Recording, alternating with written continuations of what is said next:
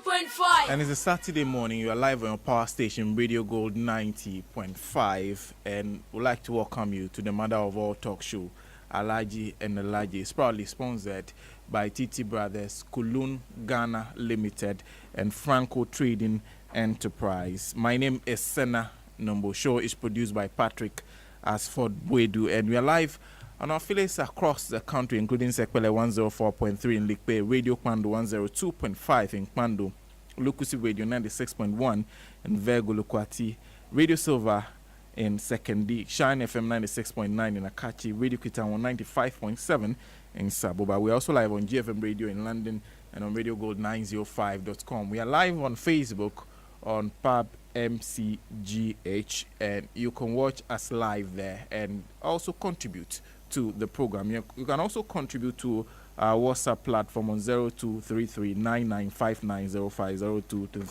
0233995905.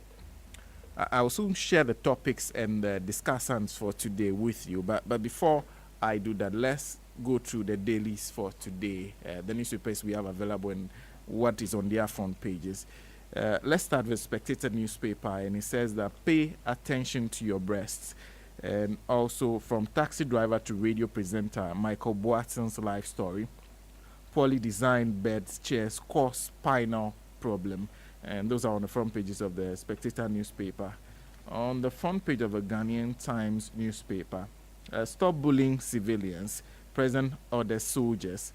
Police deploy more personnel to Yape Krom Drobo to avert further clashes. Oblimpon Ni Kojo Ababio V goes home today. And also, mass death of tilapia at Esuchari. Fisheries Ministry conducts investigations. And then the Daily Guide has new military base coming. Akufo-Addo. Mahama exposed over bad roads.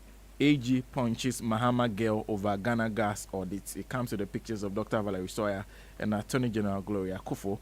Poison tilapia hits town, and curfew imposed on Drobo Yape Krom after 3 deaths. And finally, the Daily Guide, the Daily Graphic actually, has on its front page, danger. Tons of tilapia die at Esuchari.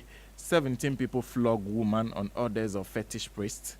President reappointed co-chair of SDG's advocates, and those are on the front pages of the newspapers we have this morning. If you just join us, you're listening to the mother of all talk shows, Alhaji and Alhaji. And today on the program, we'll be talking about the issue of job losses. Now, 3 things have happened this week. The first one, a group calling itself Center for Socio-Economic Studies has issued a report in which they say that about 1 million jobs have been lost between 2017 and 2018, and this is affecting 3 million livelihoods. And also, TUC issued actually presented a 9-point proposal to government to consider in preparing the budget. And one of the issues they talk about is the issue of employment creation. In fact, the opening statement when it comes to the TUC statement was the Minister for Finance has rightly described the mass joblessness in Ghana as the most time. A growing economy should create employment. This has not been the case for the Ghanaian economy for several years. The relatively high GDP growth we have witnessed in the last 2 years has coincided with significant job losses in the private sector, as mentioned above. And they also talk about the fact that it's time for the private sector to be supported to complement all these initiatives to create more jobs. They are talking about NAPCO and other things that government is doing. They talk about a strong private sector offers the most sustainable solution to unemployment challenge. There are too many constraints that are preventing the private sector to expand to absorb the rising number of job seekers. And on that score too, former workers of UT and Capital Banks also issued a statement talking about their exit pay. But included in that statement was a portion that deals with the fact that they are struggling to get jobs to do because of some of the policies that were what the Bank of Ghana was doing in the financial sector. They said that is a place that it would have been easier for them to find jobs. But as things look now, it is becoming very, very difficult for them to find jobs 14 months after their banks have collapsed because of what the Bank of Ghana was doing there. And also this week, government commissioned 100,000 NAPCO recruits. So those are the issues that we are putting together and talking about job losses and how government was dealing with the issue. That will be our very first topic. The second topic we'll talk about is that statement issued by the telecommunication companies through the telecommunications chamber, and they are saying that from 1st November 2018 you see an increment in their charges to you, not out of their doing, but because of a restructuring of VAT. Don't forget that Get Fund levy and the NHIS levy are now consumer taxes, so they are passing that on to the consumer, and it will affect the charges. Your charges will go up slightly, and so we are talking about that issue too. If we have time, we'll take optional comments. Now, joining me in the studio to discuss these issues is His Excellency Sam Piale, who is president of NDC Professionals Forum, and Comrade Murtala Ibrahim Mohammed, former Deputy Minister of Trade and Industry, Honorable Kobna Minta Akando, who is Member of Parliament for Joboso in the Western Region, and Emmanuel Wilson, a Director of Communications of the People's National Convention, and they will be helping me discuss these issues. But before we start the discussion, the management of Franco Trading wishes to inform the general public that the ongoing promotion on some WhatsApp platforms in relation to phone top-up for an iPhone is a scam. Thus, we advise that the general public should desist from giving monies to any unauthorized persons, either by mobile money or cash, in act of getting a brand new iPhone. Please report such incidents to the nearest police station or call 0302 225 651, 0246 422 338, 0247 033 429 for further information. And that's issued by management of Franco Trading. And once again, I welcome you to our Alhaji and Alhaji. My name is Senna Nombo, and let's start the discussions and start with our very first topic, the job losses. And of course, if you're watching us on PAB MCGS, you can contribute to the discussion by sharing your views with us, and also or you can send us a WhatsApp message to our WhatsApp platform, and we'll read them out as the program goes on. Is 0233995905. So let's start with Honorable Minta Akando, and let's talk about the issue of job losses.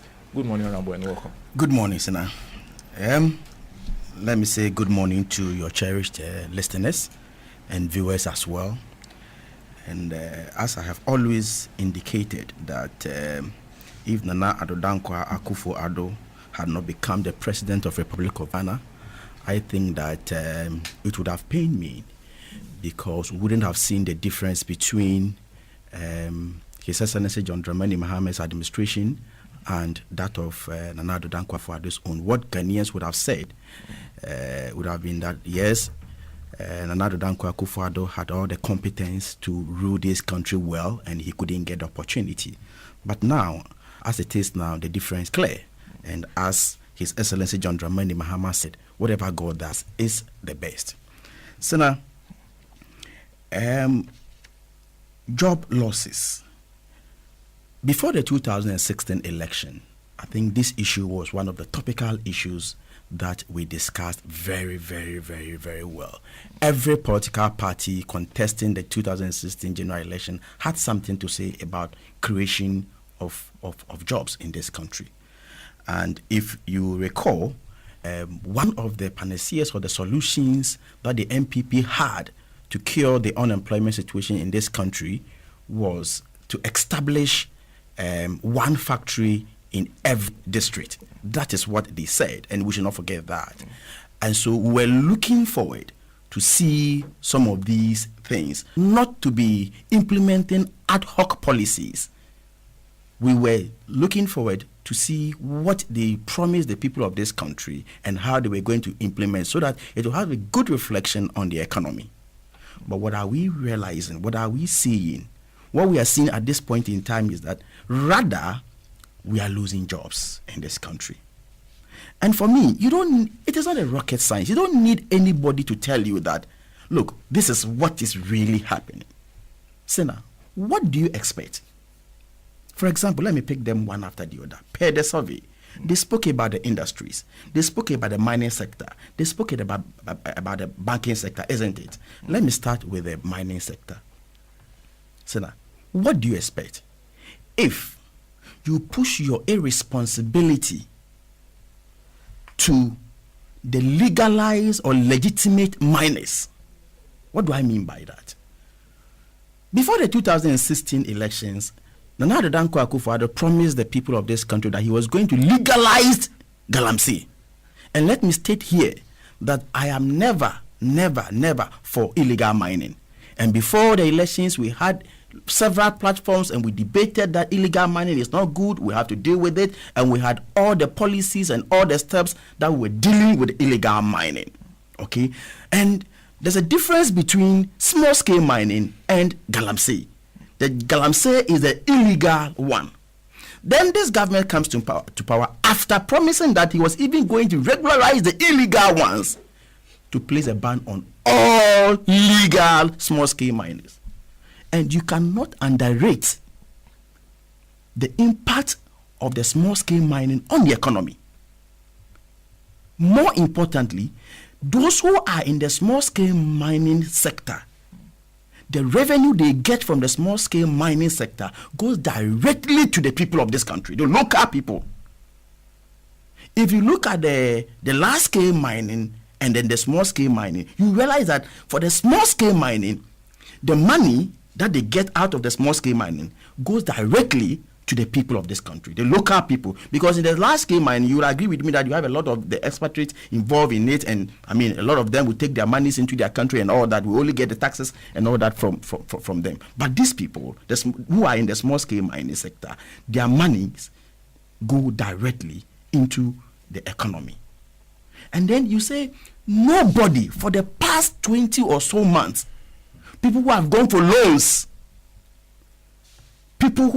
loans to establish their small-scale mining, they should not work.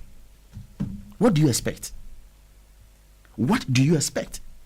Meanwhile, the very reasons why you are saying they should not work is still ongoing. The law-abiding citizens, the small-scale miners, have stopped working. Meanwhile, the illegal ones are still working. And they have met government on several occasions. And as I speak to you now, they are still at home.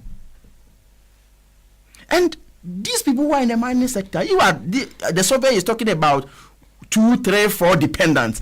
You have no idea. Multiple of dependents. If you go to the mining communities, you understand. So if these people are not working, it will definitely have a reflection on the economy. The hardship will be huge. I thought when we were talking, they said we were thieves. That's why we are talking about hardship. If you go to the grounds, if you go to the rural communities, Sena, people should not think that Ghana is all about Accra.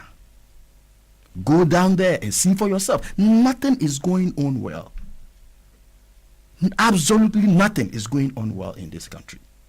So, even in the large-scale mining, there are a lot of renewals lying on the minister responsible for lands and forestry's table that has not been renewed. I am speaking on authority, and I know what I'm talking about. If you manage a country this way, what do you expect? Hardship. So this is not rocket science. Hardship. Let's go to industries. There are 2, 3, 4 factors that if any industry wants to develop or grow, you cannot afford to look at these factors. One is the taxes. Tax. 2, the increments or otherwise of petroleum products. Okay? So, and then the third one will be the exchange rate. And to a large extent, all these factors are managed by government. So, if we can see that the exchange rate, now you need about 5 Ghana cedis before you get $1. So when industries are importing machines, they need more cedis to import their machines. It will be passed on to the final consumer, or it will affect the capacity of the industry, of the company.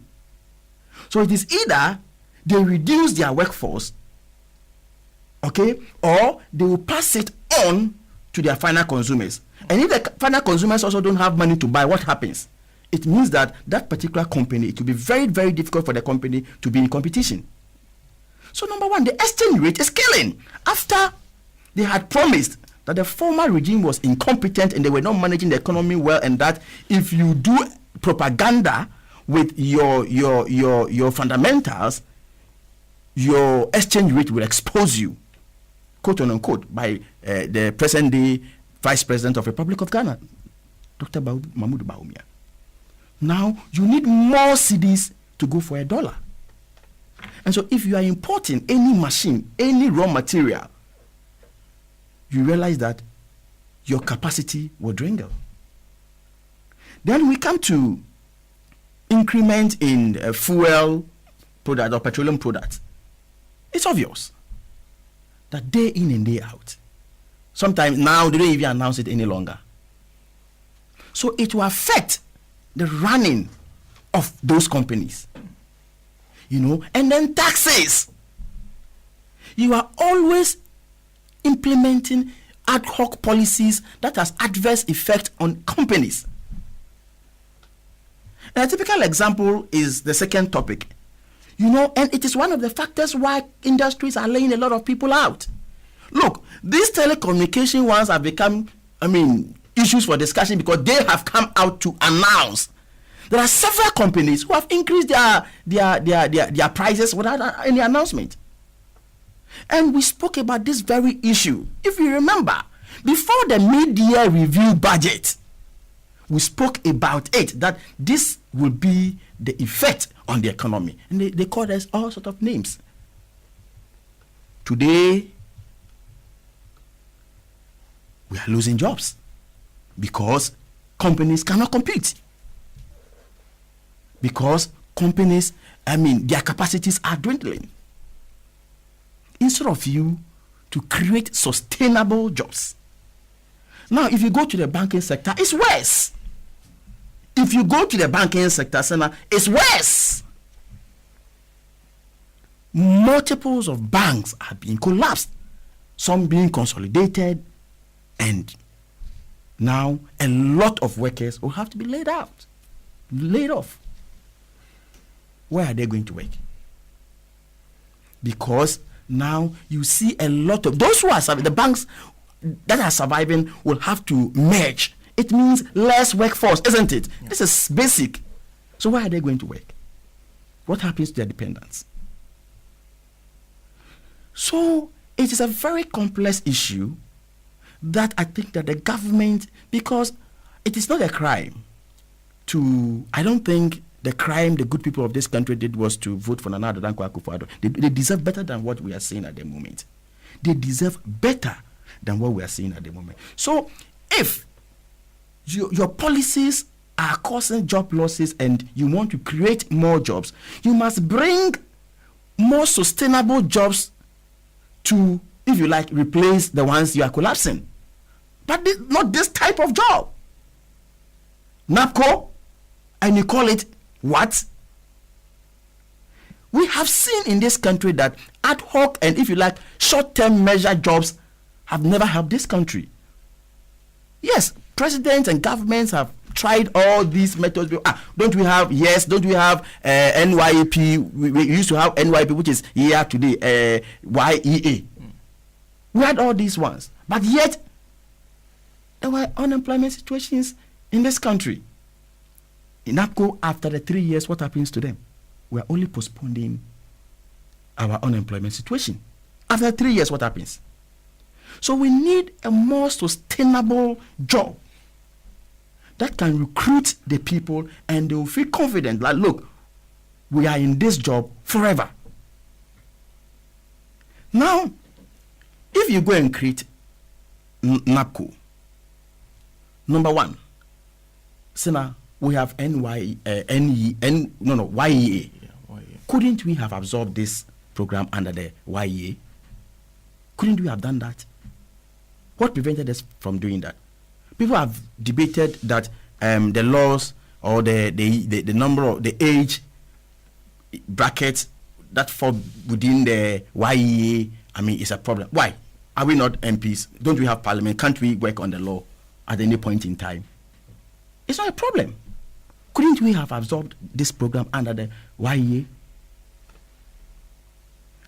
Again, we have another department under the National Service Scheme, the Voluntary Service Department. Couldn't we have also absorbed this program under that same voluntary department? Why are we doing this to ourselves?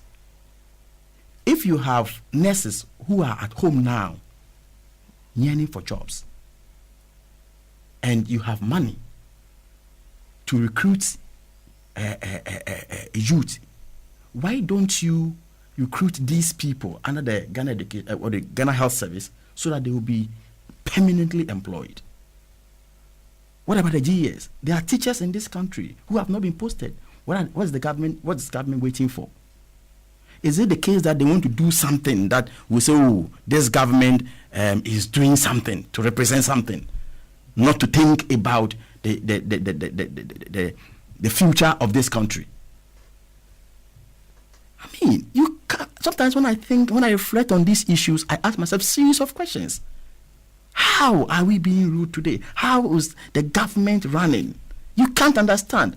Is it the competence they were talking about when they were in opposition? You just cannot understand. Couldn't we have done all these things without creating unnecessary bureaucracies? We could have done all these things without creating unnecessary bureaucracies. And I thought that they were going to learn their lessons from the NYEP. When they introduced NYEP, there was even not a lotto paper supporting that particular, a policy. There wasn't a lotto paper supporting NYEP. I remember very well when I was on the committee of youth, sport and culture, when the present day minority leader was a minister responsible for employment. He came to Parliament to pass a legislation supporting YEA. Now, as I speak to you now, ask yourself, what is the source of funding? Why are they going to get the money? Is it the consolidated fund? Is it reliable? Are we going to hear issues of payments in arrears? These are legitimate questions we must ask ourselves. What is the source of funding? In the case of the YEA, we have a legitimate source of funding per the legislation we have passed in Parliament. And now what this government is going to do is that every budget now is just like you sitting here working for Radio Good, and then you have a small company somewhere. Now every month you have to take the salaries of your workers from your salary, and that company you have established is not bringing you anything, no money. Have you asked yourself, how much is the NAPCO going to rake in to add to the public purse? Is it the case that we have to establish something to create jobs for to give monies to our supporters? Look, these afforestation programs they are talking about all over. Go to some of the constituencies. There are MPP constituency executives who have permanent jobs and their names are on them. Their names are on those programs. Permanent jobs. Some of them are teachers teaching in the secondary schools. And they have their names on afforestation program and they are still taking salaries. Is that the case? Is that what they want to do? So for me, the duplication of ad hoc programs or ad hoc policies will not help this country. For Christ's sake. It will never help this country. Where are we going to, have you asked ourselves, where are we going to get money to pay these people? And when we talk, sometimes, you, the media, should help us. We preempt these things, and the things happen, and you don't even want to play the voices. You call us back to come and talk again, as if we didn't preempt them. These taxes issues, the telecommunication and what have you, we spoke about these issues when they were presenting the mid-year review budget. Today, as if we didn't talk about that, it has become a new topic altogether. But we dealt with these issues comprehensively.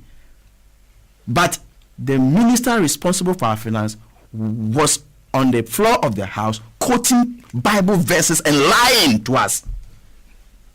He was quoting Bible verses. He was reading the Bible on the floor of the house, looking into our eyes and lying to us. If you wear white shirt, it doesn't mean that you have your brain is white or you have a clear mind. That is not the meaning. Somebody can be wearing white every day and he can be very, very wicked. So let us get serious about the governance of this country. It's very important. So for me, yes, any attempt by government to create employment, I am for it. But not this type of employment. That as I speak to you now, after the fanfare, after bringing people from Gaboso to me and all over the country to come and march and salute the president, they have not been posted yet. They don't know where they are going to work. Is that the case that they are going to use part of the common fund, assembly common fund to pay them? Is that the case? Are we going to hear that? They are legitimate. And now, all of a sudden, if you ask questions, if you criticize Nana Akufo-Addo, then he bounces back insulting you, calling you names. Jeremiah and all manner of names. I am not surprised because he started this thing long time ago. He was calling Professor Ames, if you remember, Professor Doolittle. If you criticize Nana Akufo-Addo, now Nana Akufo-Addo has the guts to be calling people names because they are criticizing him. So we must be serious as a country and we must do something very substantial that can really give jobs to the people of this country. Look, if you build more cheap compounds, if you build more hospitals, okay, definitely you recruit more people in the health sector, and that is sustainable jobs. If you build more schools, look, if we had completed our 200 days in the high schools, even the 123 that we started, if they had completed it, multiply 123 by the number of teachers you need per school, per secondary school, and think about the number of employment would have created. Not to talk about people who will be cleaning the school and other administrative staff. You understand? This is a sustainable, and this you need to dream. If you don't dream, you cannot think about some of this. You need to dream and walk the dream. So if you accept that you cannot dream, you will always be implementing ad hoc policies because you don't dream. Before you can be called a visionary leader, you must dream. So that you can walk the dream, you can implement your dreams. That is a clear, good characteristic of a good leader. If you don't do this, you will be punishing all of us. All of us. So now, when we were in power, for example, we created a lot of factories. We didn't name them one district, one factory. A lot of dams, we didn't give them names. But today, what has been promised the people of this country, where are the factories? In my constituency, I have not seen any factory. Today, what I hear is that if any MPP man is passing behind any company, then he will just come, Charlie, allow us to come in and then relaunch it. This is what is going on in this country. This is what is going on in this country. Have you seen or heard that since they came to power, they've helped any individual to establish a company, a factory, that they have gone there, they started and they have finished? Have you seen one? I have a very good friend, and I don't want to mention him because these people can easily victimize him. I have a very, very, very good friend who is into commercial agriculture. And I read from the papers that Nana Akufo-Addo, whether he somersaulted to that place or he ran or flew or whatever, and he went there and said, "I have come." I called my friend, said, my brother, all of a sudden, MPP established a company for you. And Charlie, don't talk. Oh. You see, this is what we are experiencing today. This is what we are experiencing today. So, for issues of job creation, we must be serious and government must sit up and think through it well. You remember, when they were in opposition, they promised every constituency $1 million. And so now you may not want to hear the responses we had when we filed that question. we filed a question to the minister responsible of special initiative that, look, we are members of parliament. The whole of 2017, we've not seen the 1 million one constituency. And then the minister appeared on the floor of the house. Do you know what she said? She said, oh, that one is past and gone. It has expired. And therefore, because it is not a statutory fund, we are not going to get the 2017 one. Can you imagine?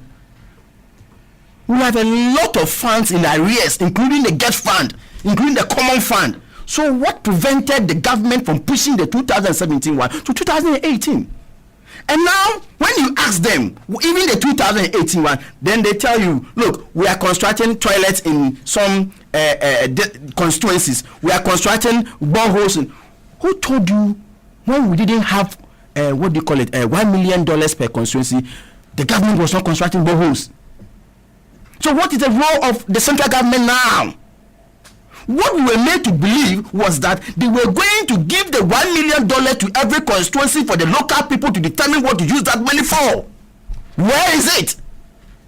Now, any policy or any project that government does in every constituency will be swept under the $1 million one constituency. What kind of intricacy is this? And they call themselves smart people. This is clear stealing. These are crooks. It's not smartness.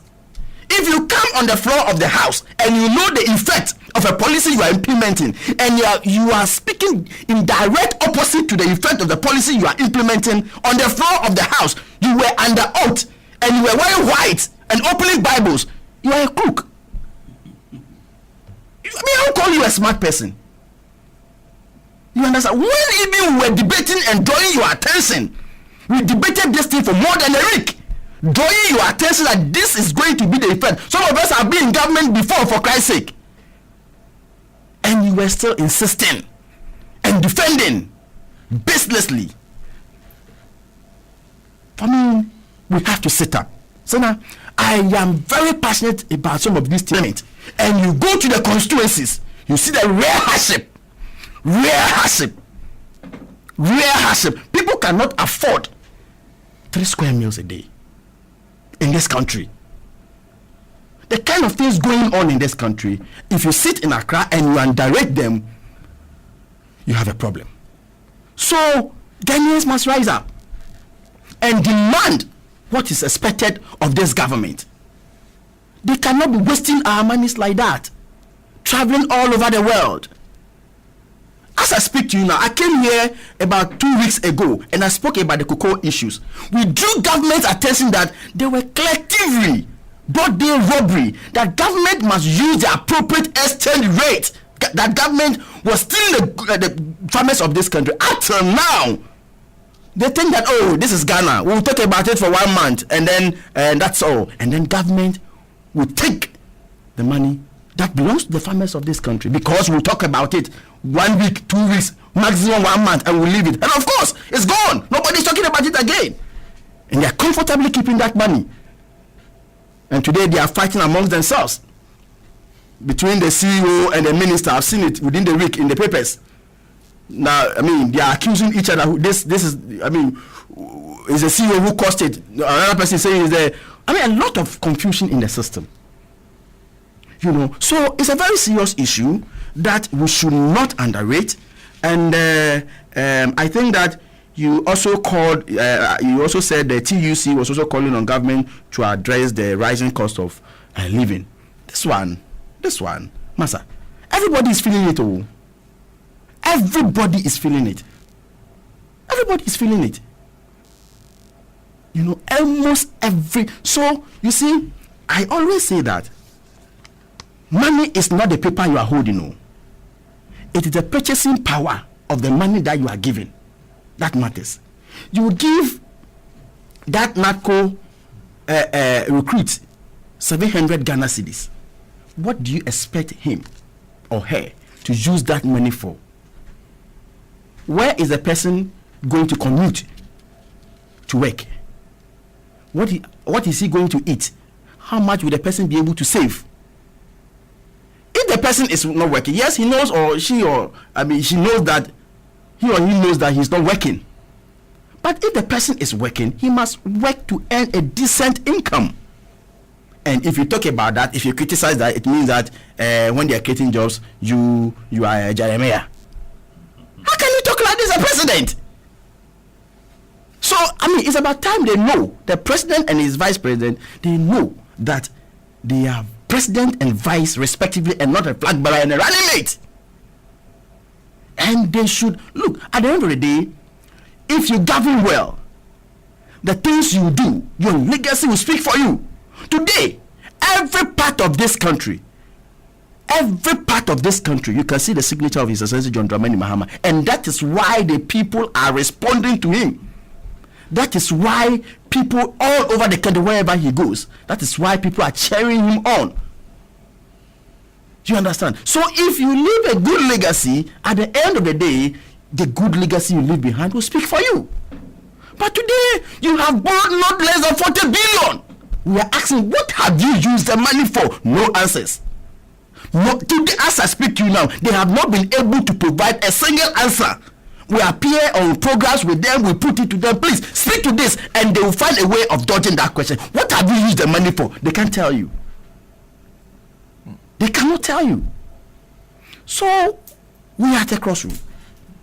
And I think that those who are praying for this country must intensify their prayers, because where we are heading towards is very, very dangerous.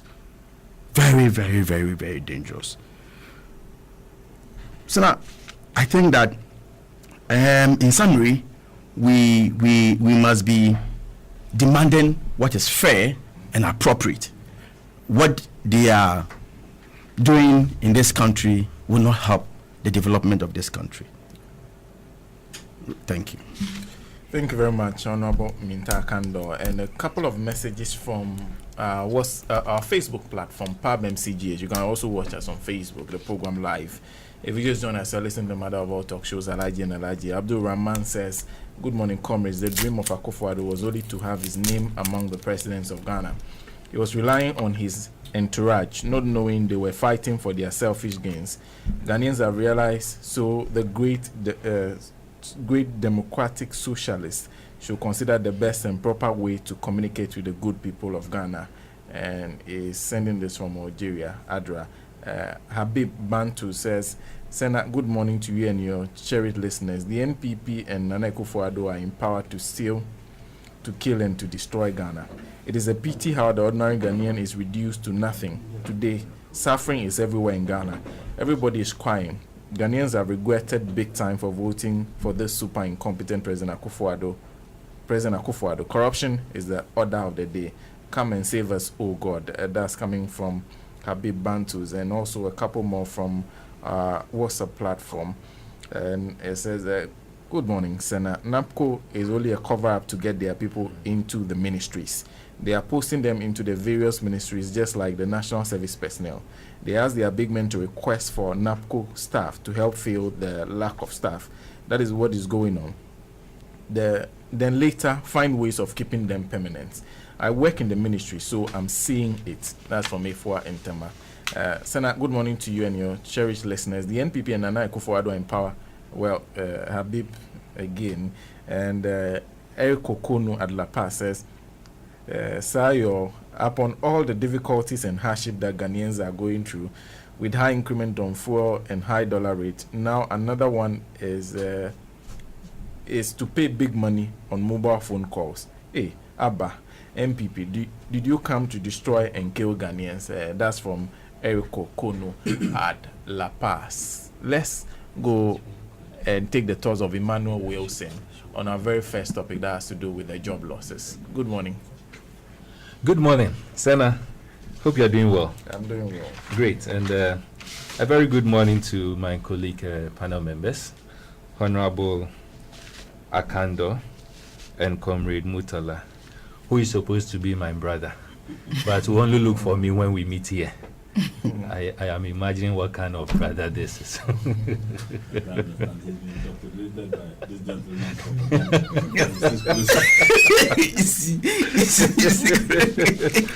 Let me also say a good morning to our listeners and our viewers. Senna, if we get individuals listening to us and watching us, it isn't because they don't have an option. It is just because they are committed to ensuring that we move with one voice, with one mind, particularly into the 2020 elections. And so it is just appropriate to appreciate them.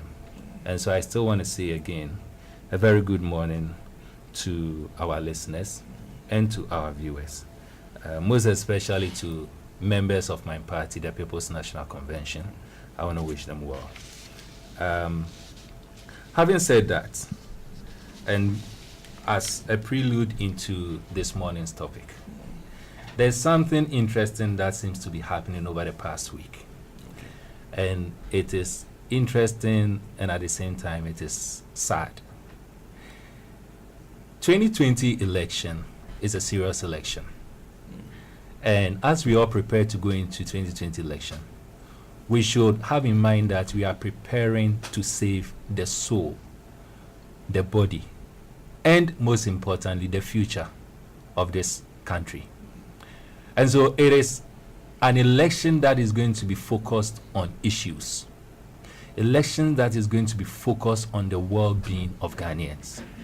Unfortunately, it seems the debate has been reduced over the past week, particularly among the ruling government or the ruling party and the largest opposition party, that is the NDC. The competition, it is about who is more incompetent. And that seems to be the debate. And the MPP says that the NDC is an incompetent party, and the former president, John Mahama, is or was an incompetent leader. And the NDC seems, the posture the NDC is presenting seems to say, okay, yes, we agree, we are incompetent, but you are super incompetent. And so it is no more about who has the ability. It is about who is more worse than the other. But that shouldn't be the debate. You see, if we are making reference to the 2016 election, what transpired, and that is what we should be re-echoing as we go into the 2020 election. It's not about who is incompetent and who is super incompetent. 2020 election is about the option of choosing between the truth and the lies. And that should be the focus. It is the option of choosing between who or which party is honest and which party is dishonest. It is an option to choose between which party exhibited a strong sense of desperation that they will promise heaven and earth just to win power, against the group of parties or individuals who promised or who presented the situation as it is and told Ghanaians that even though this is the reality, these are the best ways we want to approach it. That should be the debate. And so I want to entreat my colleague, particularly my colleague opposition members in the NDC, because we are in opposition now. And I am stressing on NDC because among the opposition parties, it seems very clearly that the NDC has a stronger structure than all the other opposition parties.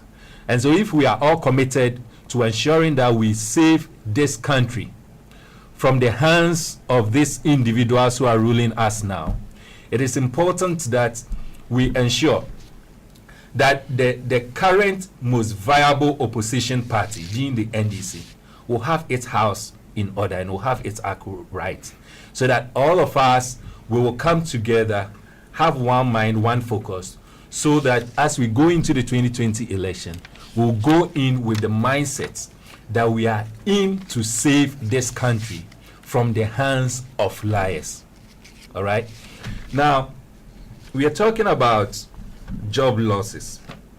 And I was just casting my mind back to some of the things that the NPP themselves said with respect to job creation.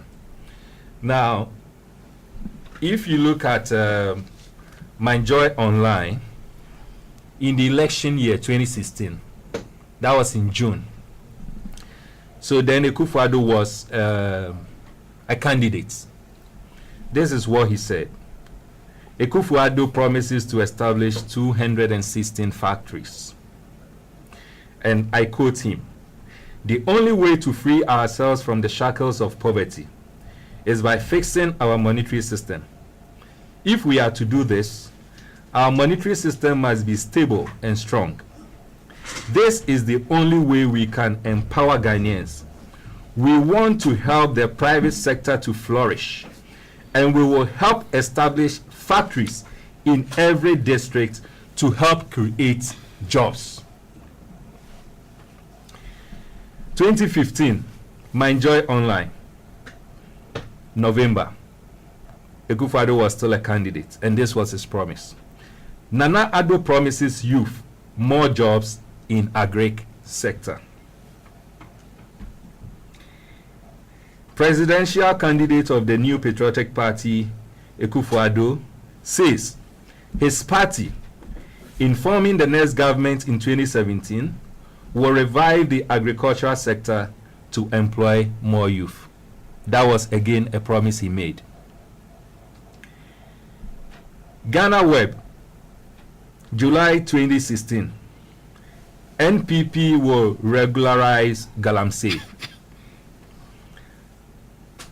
I am here, and I'm quoting Akufo-Addo, then a candidate.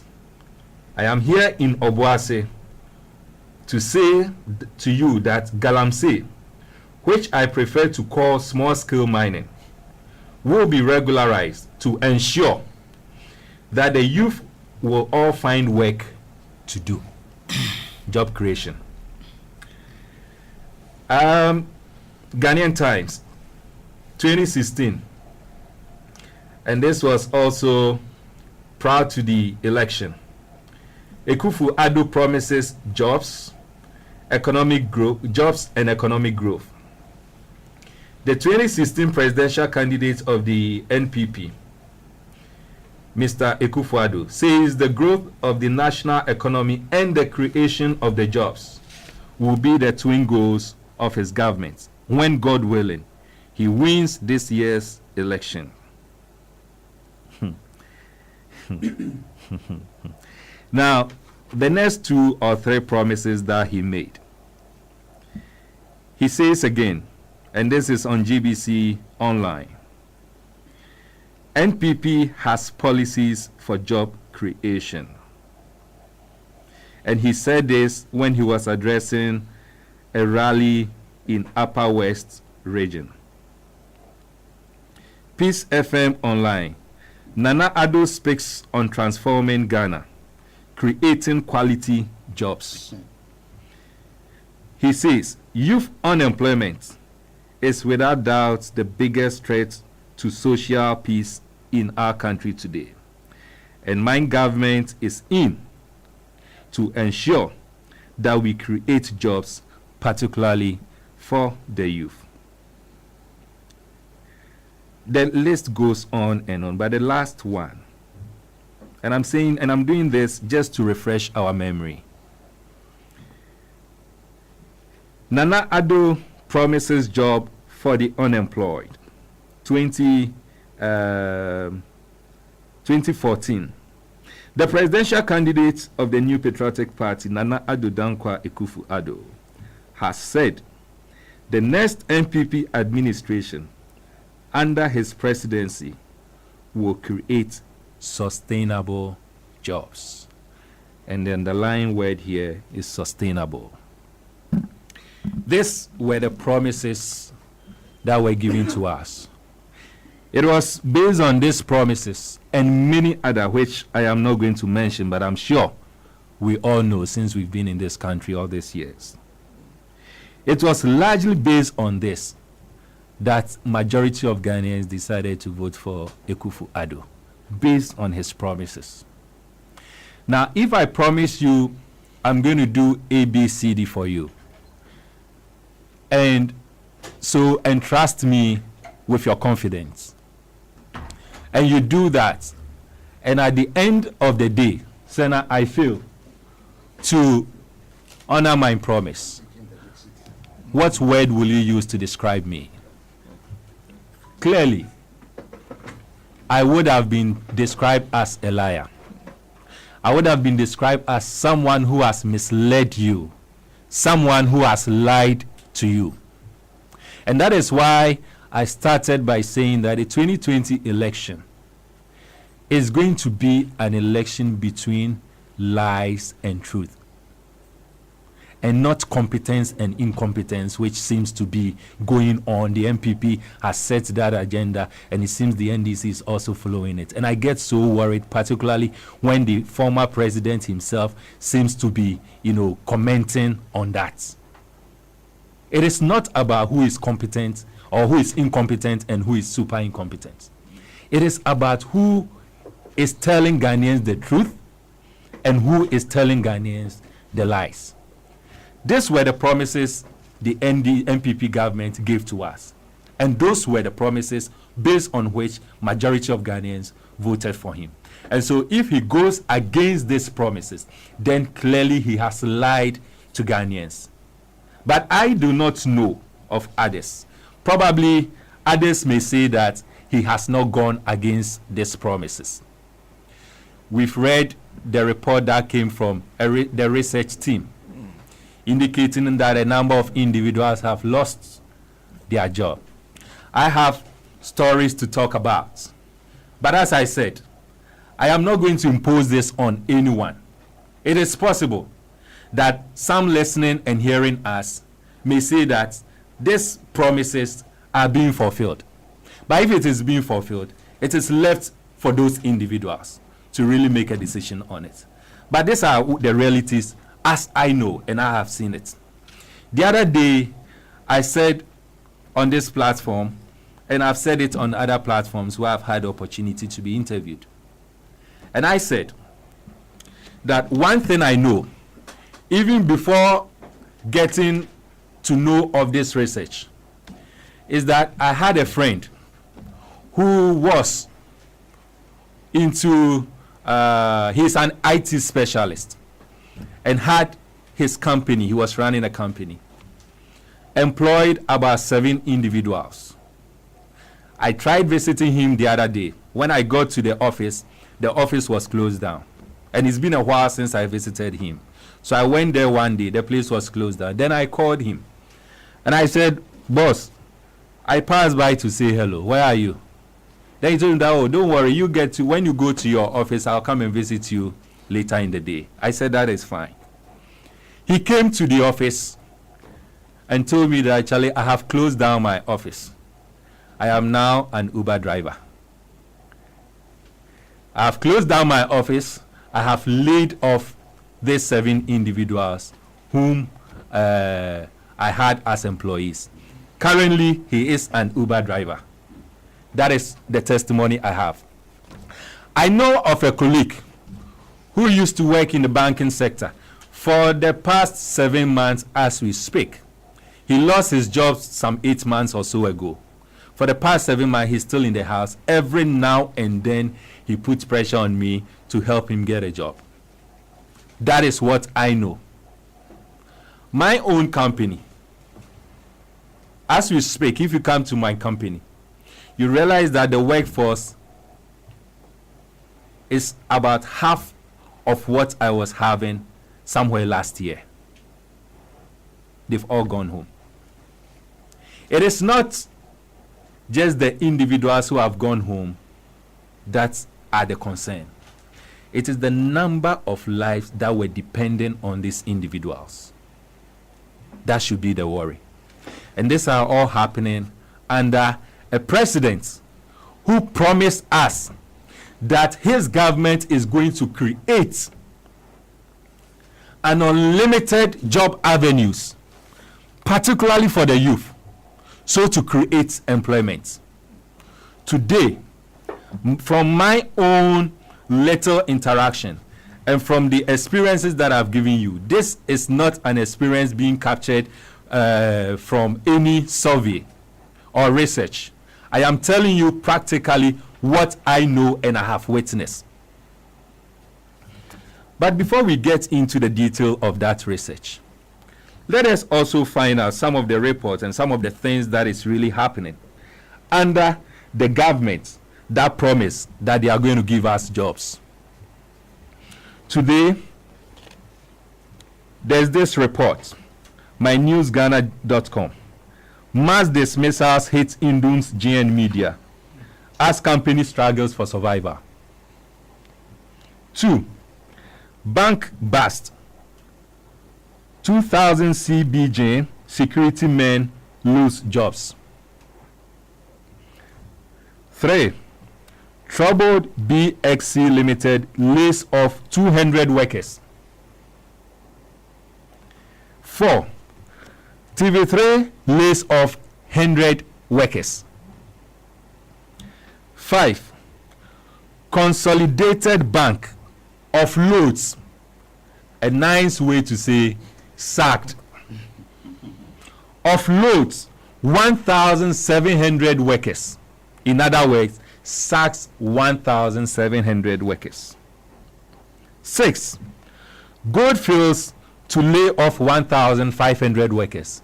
These are all happening under a president, under a government that promised us that they are going to create jobs for all of us, particularly for the youth.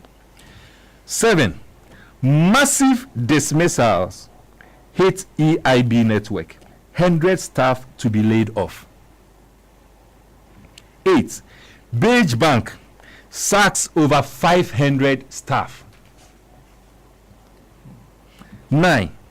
Staff of defunct capital UT Bank petitions Ekufado over severance pay and over the fact that a lot of people are being sacked.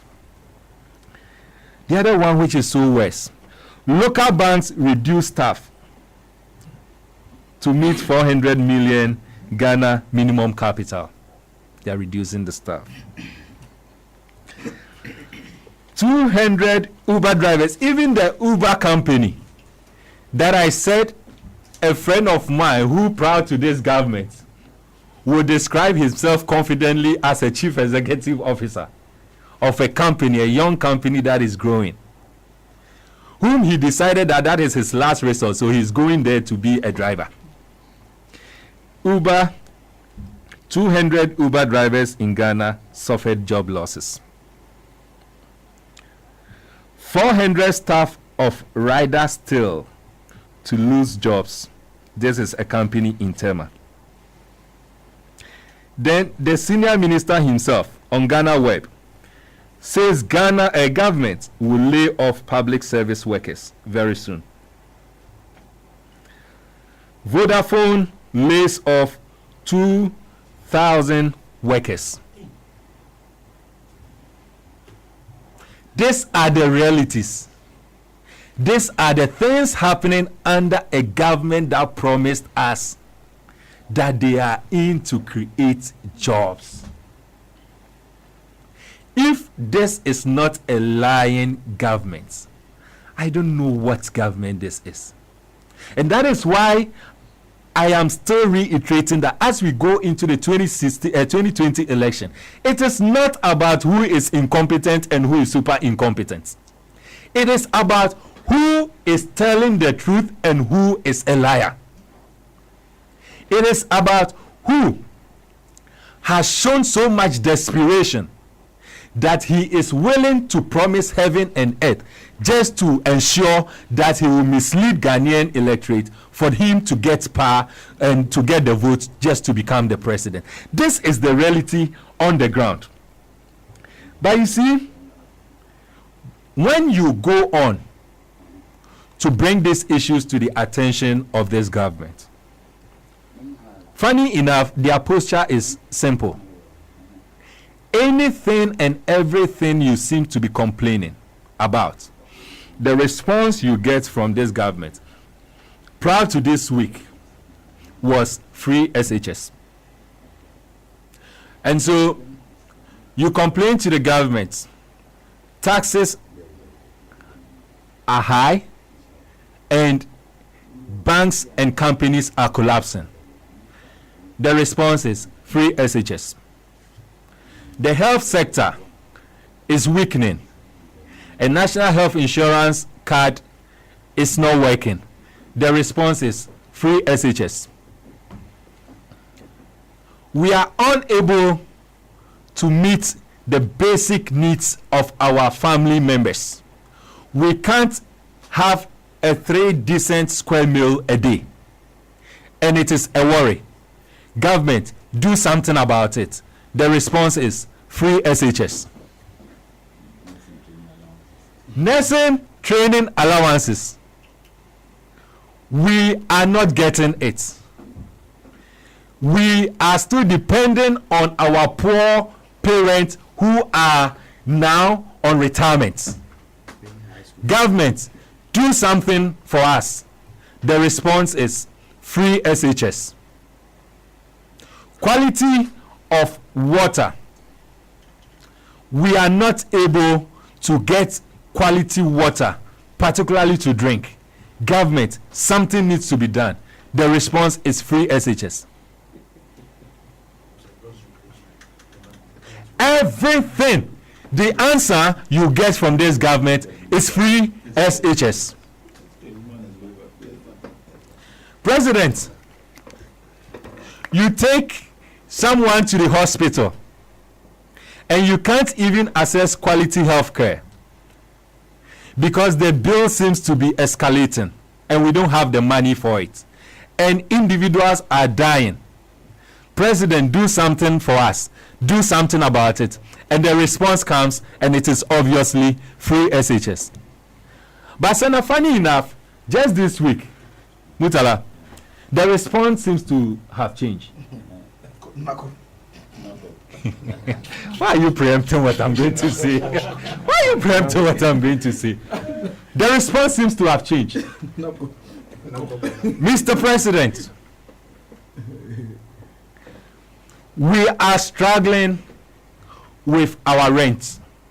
We can't pay our rent. Mr. President, do something for us. The response is NAPCO. Mr. President, you promised us that you are going to create jobs for us. What is happening? Because the information we are gathering now is that every now and then people are losing their jobs. You yourself, you told us that you believe that youth unemployment is a security threat. You said it when you were a candidate. It's a security threat. And for this matter, when your government comes into power or into being, the first thing you are going to do is to ensure that you create jobs for the youth. We are not seeing it. What is happening? Are you sure you are not seeing it? NAPCO. But you see, it is also very, very funny, and it tells us the kind of mindset we have as a nation, that we are still not being confident to tell this government that they lied their way into office, thinking that Ghanaians were not discerning. Now in office, they are still lying their way to be in office. NAPCO is not an employment creation. And this is what people should get right. Now, I don't know. The NAPCO members that have been recruited, are they being paid social security? The answer is no. Now listen, their own, when you go to the NAPCO website, the objective of NAPCO is to improve skills and employability. That is apprenticeship. Attachment and apprenticeship is not the same as employment. This should be gotten straight. We need to get this straight. And since Monday, you listen to discussions like this, and fellow opposition members from other opposition parties, NDC and the rest, and when they are discussing NAPCO, they are unable to tell the public that NAPCO is not employment. And they are all falling into this, and they discuss it as though it is an employment creation. That is not an employment. You cannot take someone on the ground of apprenticeship and describe it as an employment. It doesn't work that way. Particularly when they themselves, and that is why I keep wondering, is it that the commentators and individuals who discuss this issue have not had the pain to even understand what the NABCO itself presents to us? When you go to the website of NABCO, it tells you its objective. It's a temporary job. Creating a temporary job is not the same as employment. When you are not being paid social security, as far as the laws, employment laws of this country is concerned, when you are employed, it is mandatory that social security is paid. Any engagement that falls short of this basic rule cannot be termed as employment. It is not, and it cannot be employment. And so, yes, even before this report came, individuals have clearly come to the realization that this government has been a lying government right from scratch before it came into office and before it came in to form the government. I am encouraging the electorate. I am encouraging communicators, particularly those of us in opposition. I am encouraging discerning Ghanaians to start bringing back to the attention of this government their own promises that they made. The promises that they made that led them to come and form this government. They promised us that they are going to create jobs for us. How are they creating the jobs? They are almost 2 years into office. There hasn't been a single job creation. But funny enough, let us even assume without admitting that NABCO is an employment according to their definition of employment. Compare the number of people they are bringing in to the number of people that they have sacked. Number of people whom, as a result of their bad management, they have lost their jobs. Is it a formula the government is using? A formula known as elimination by substitution? Okay, so you go, and then I bring someone in to come and take over. But you see, the worst part of it is this. Individuals who are losing their jobs, the ordinary Ghanaians who are losing their jobs, this job loss is not affecting the Akufo-Addo government and the core members that forms the government. It is not. To the extent that a new department can be created at Smith just to employ the son of the senior minister.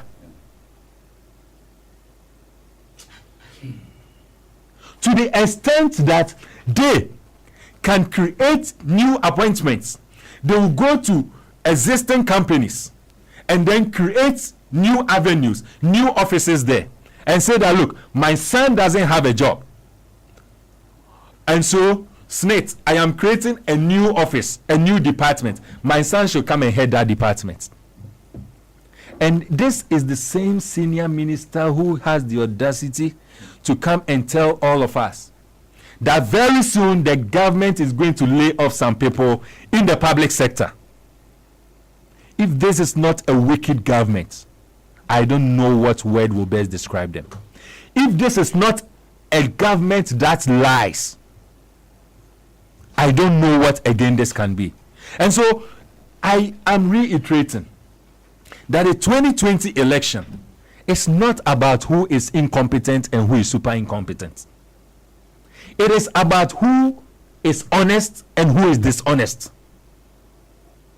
The 2020 election is about who speaks and presents the truth as it is, as against the one who is in just to tell you lies for the purposes of winning an election and forming the next government.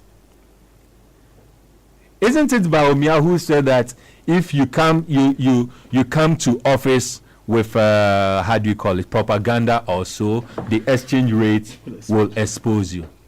You see, basic economies, basic, not even at the tertiary level. Basic will tell you that one indication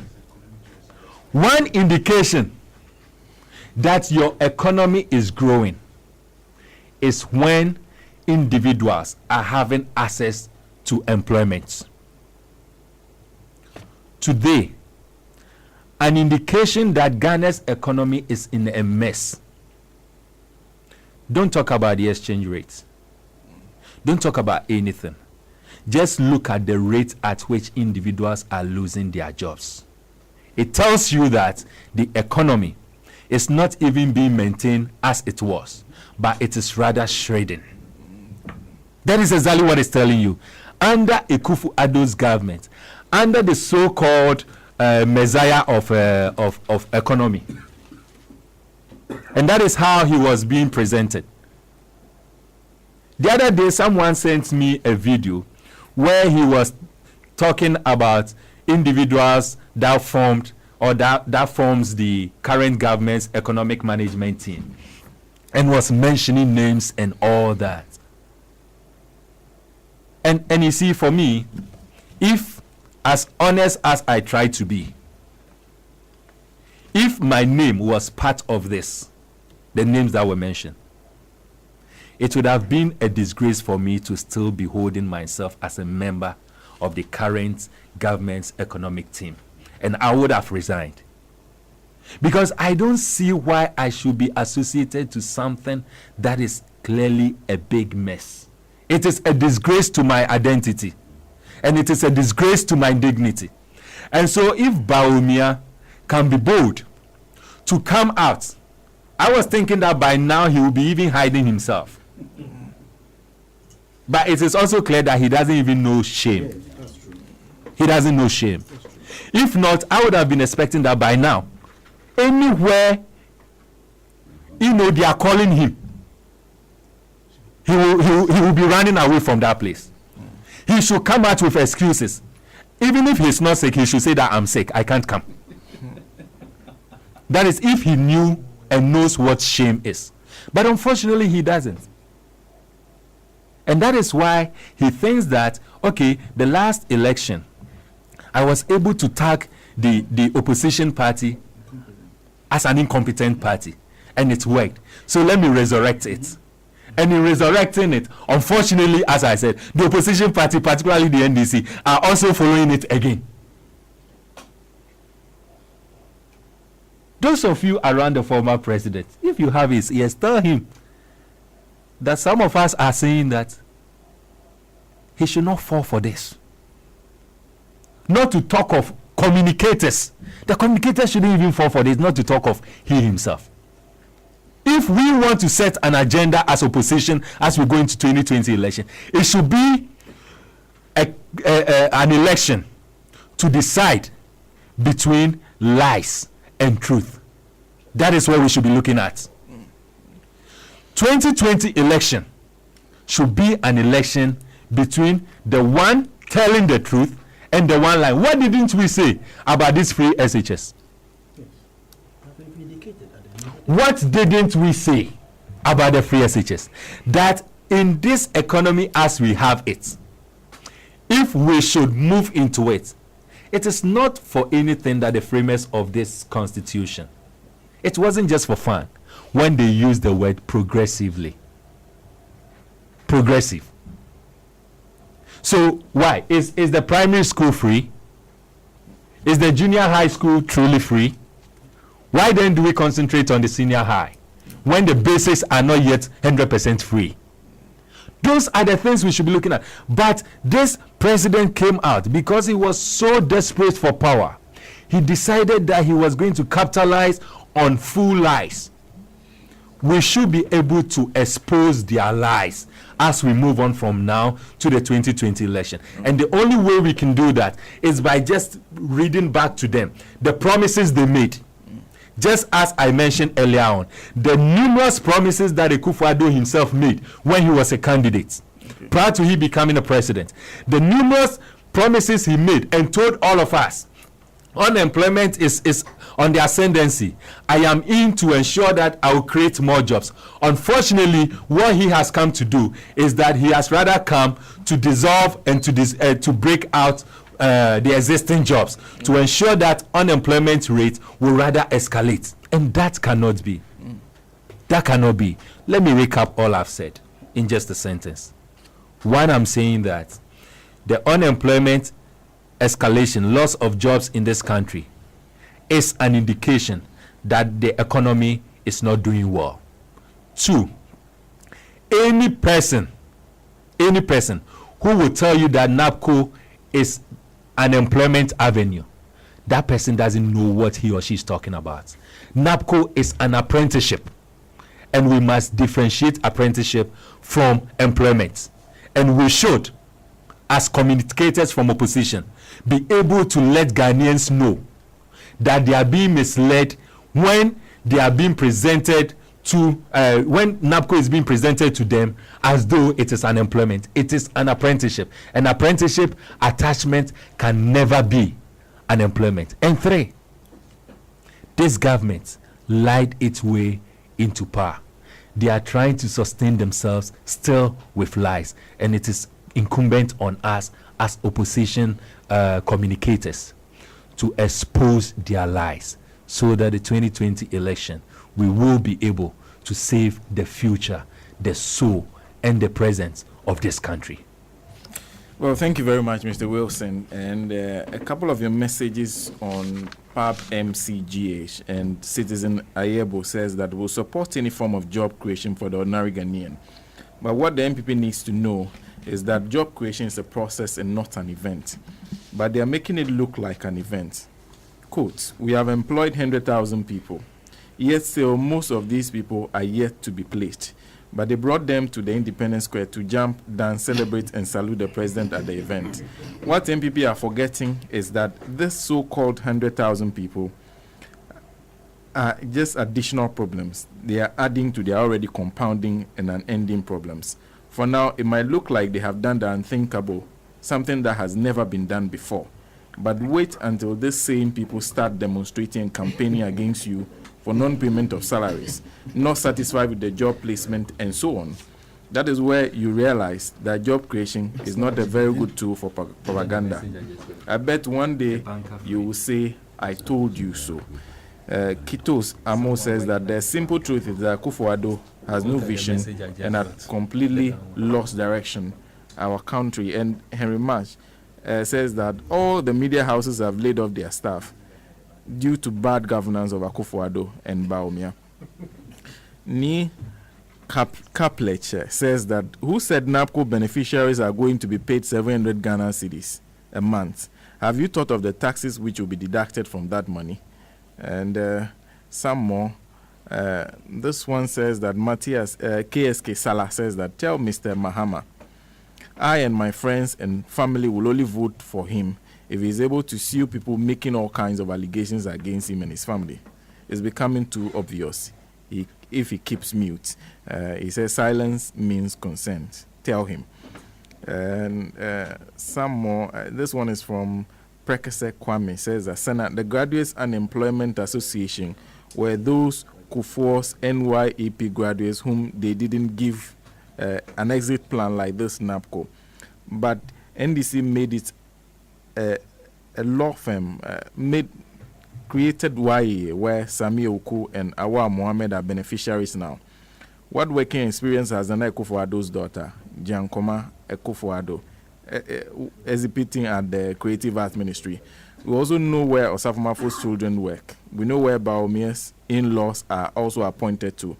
We have trained nurses and teachers with university graduates staying home who will be paying over 1,500 Ghana cedis, and you ask them to apply for NAPCO for 700 cedis. Who born dog?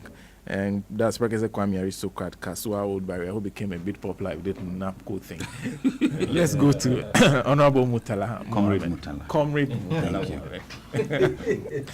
My apologies. Yes, my apologies.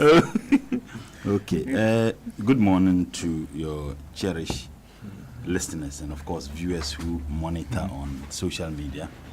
And good morning to my uncle. And I guess, my two kid brothers, even though one allowed himself to be infected with some mischief by another by virtue of just sitting, by virtue of just by virtue of sitting together, he has infested him with the mischief that he's now accusing me of not looking for him. But that was excellent presentation by my two colleagues. And I think that I wouldn't have had much to say, but for the fact that I have to say something and maybe add up to some of the issues they provoked for further discourse.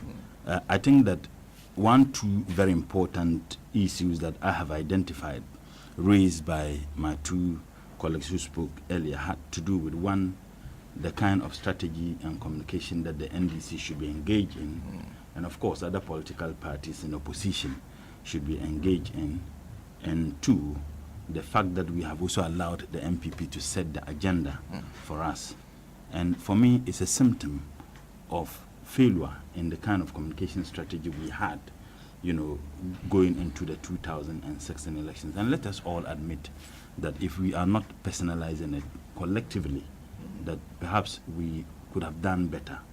If you look at the things NDC is engaged in today and the things we did in prior to the 2016 elections, you have people who would call you, some would send you messages, some will come on your line on Facebook, they'll send you messages and say, so did you guys really do this?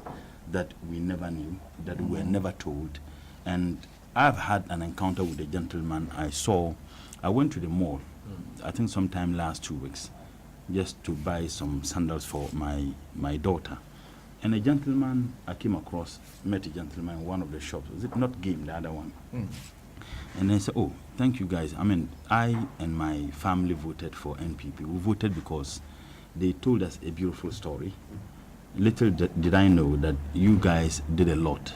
And I think that the challenge and my advice is that in going forward, you need to develop a proper communication strategy where you can tell people your message. It's like the MPP succeeded in doing so than you. And I think that it's also understandable because they dealt with a section of a media, the most unknown, media houses, apart from Radio Gold and maybe some few other unknown media houses, that they succeeded in setting the agenda, and these people carried the agenda through. And even after the MPP have won the elections, the propaganda by those media houses continues. You just observe what happened at Joy FM and the matter of the so-called research that was conducted. If you listen to the announcement and the way they carried it, they said that President Mohammed's, government, even when the research was conducted and even the work, the contract that was given to that company to do, to determine the impact of similar, projects executed in the health sector, if they want to execute, and it was part of the contractual agreement which was approved by Parliament. There is nothing about that contract which was not brought to Parliament for scrutiny. So Parliament knew that there was going to be a research conducted to determine the impact of similar projects, in this country. So it wasn't anything new. Yet they keep on, the story, they broke the story as if President Mahama contracted, and that we use, initially the story was that we diverted monies that were meant for the construction of hospitals for political party research. That was the first, if you listen to the very first day they broke the story, we diverted money, and the amount was what? $175 million. So anybody who listened to research, wow, NDC diverted $175 million in conducting a research. So that was the agenda by Joy FM, spearheaded by my good friend Sadly Evans Mensah. They did that. The subsequent bulletin, they said that, they diverted $606 million, which was supposed to be used for the research. Are you getting it? That the $6 million was spent for the research. Initially, we diverted $175 million for a research. Subsequent bulletin, they said that the allocation for the research, and you remember, they changed the narrative after a statement was issued by our senior comrade, the Region Metro. No, when he issued that statement, they were rattled. So they began talking about $6 million, which was used for the research. And one other sad thing they did, they called somebody who is engaged in one of the civil society group who is engaged in researches, and then they asked the person, and then the person's after the person said, oh, it seems to me that the research is part of the contract that was signed. They then asked the person that you have been engaged in several researches. How much do you spend?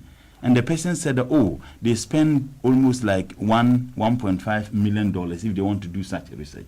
I mean, like, seriously? You cannot determine how much a particular company or individual or groups will spend in conducting a research. First and foremost, the sample size may not be the same. First and foremost, the scope may not be the same. The items, the ingredients of the research may not be the same.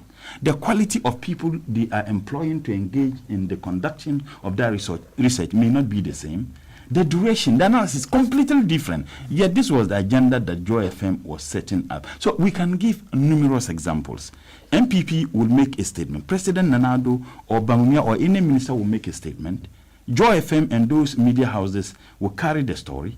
Yet they will call another person in government, okay, to respond. Under the NDC, anytime at all a minister makes a statement and they won't call an NDC person, they'll call an MPP person to do justice to that story. And in fact, in instances where they feel embarrassed not to call NDC, they'll call the NDC person first.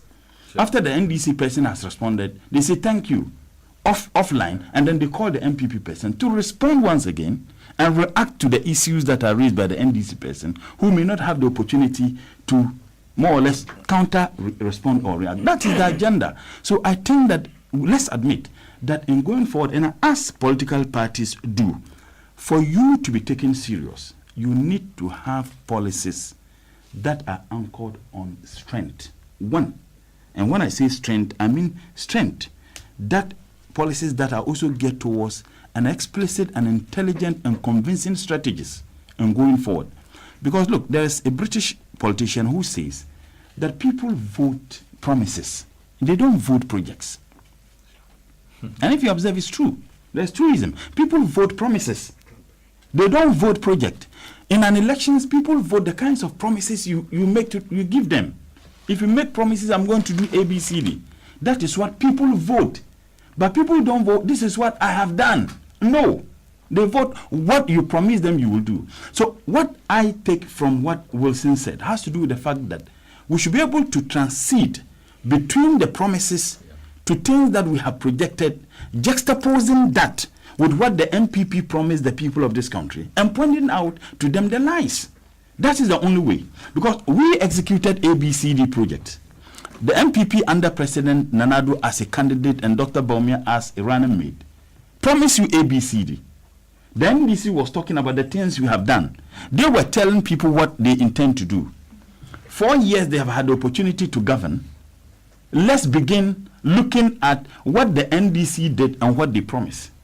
And I think that for me, that would be one of the most intelligent way of going about our communication. But you see, as to lies, maybe perhaps young people like myself and those of us who have some disinterest in wanting to know the political history of this country need to take time to read about the political history of this country. They are made up of very arrogant fellows. They are very boastful. Sure. They think that only they were created to govern or to rule this country. Any group of persons or a person who has the opportunity to rule this country, either by democratic processes, they consider that as a fluke. As a matter of fact, they could not fathom why a person like Nkrumah should be the president of the Republic of Ghana. And if you read a book written by Professor Awono, Ghana's Political History, Professor Awono quoted Osajefo Dr. Kwame Nkrumah, in which he described the Buze-Dankwa tradition, that they are people with narrow intellectual and political horizons, but they always see themselves as the leading stars. They are the most intelligent people. President Kufuor demonstrated that we have the men, only for the men to come and engage in buying hotels wawa. Now, President Nanado, then candidate Nanado, boasted, reiterated that posture. We have the men.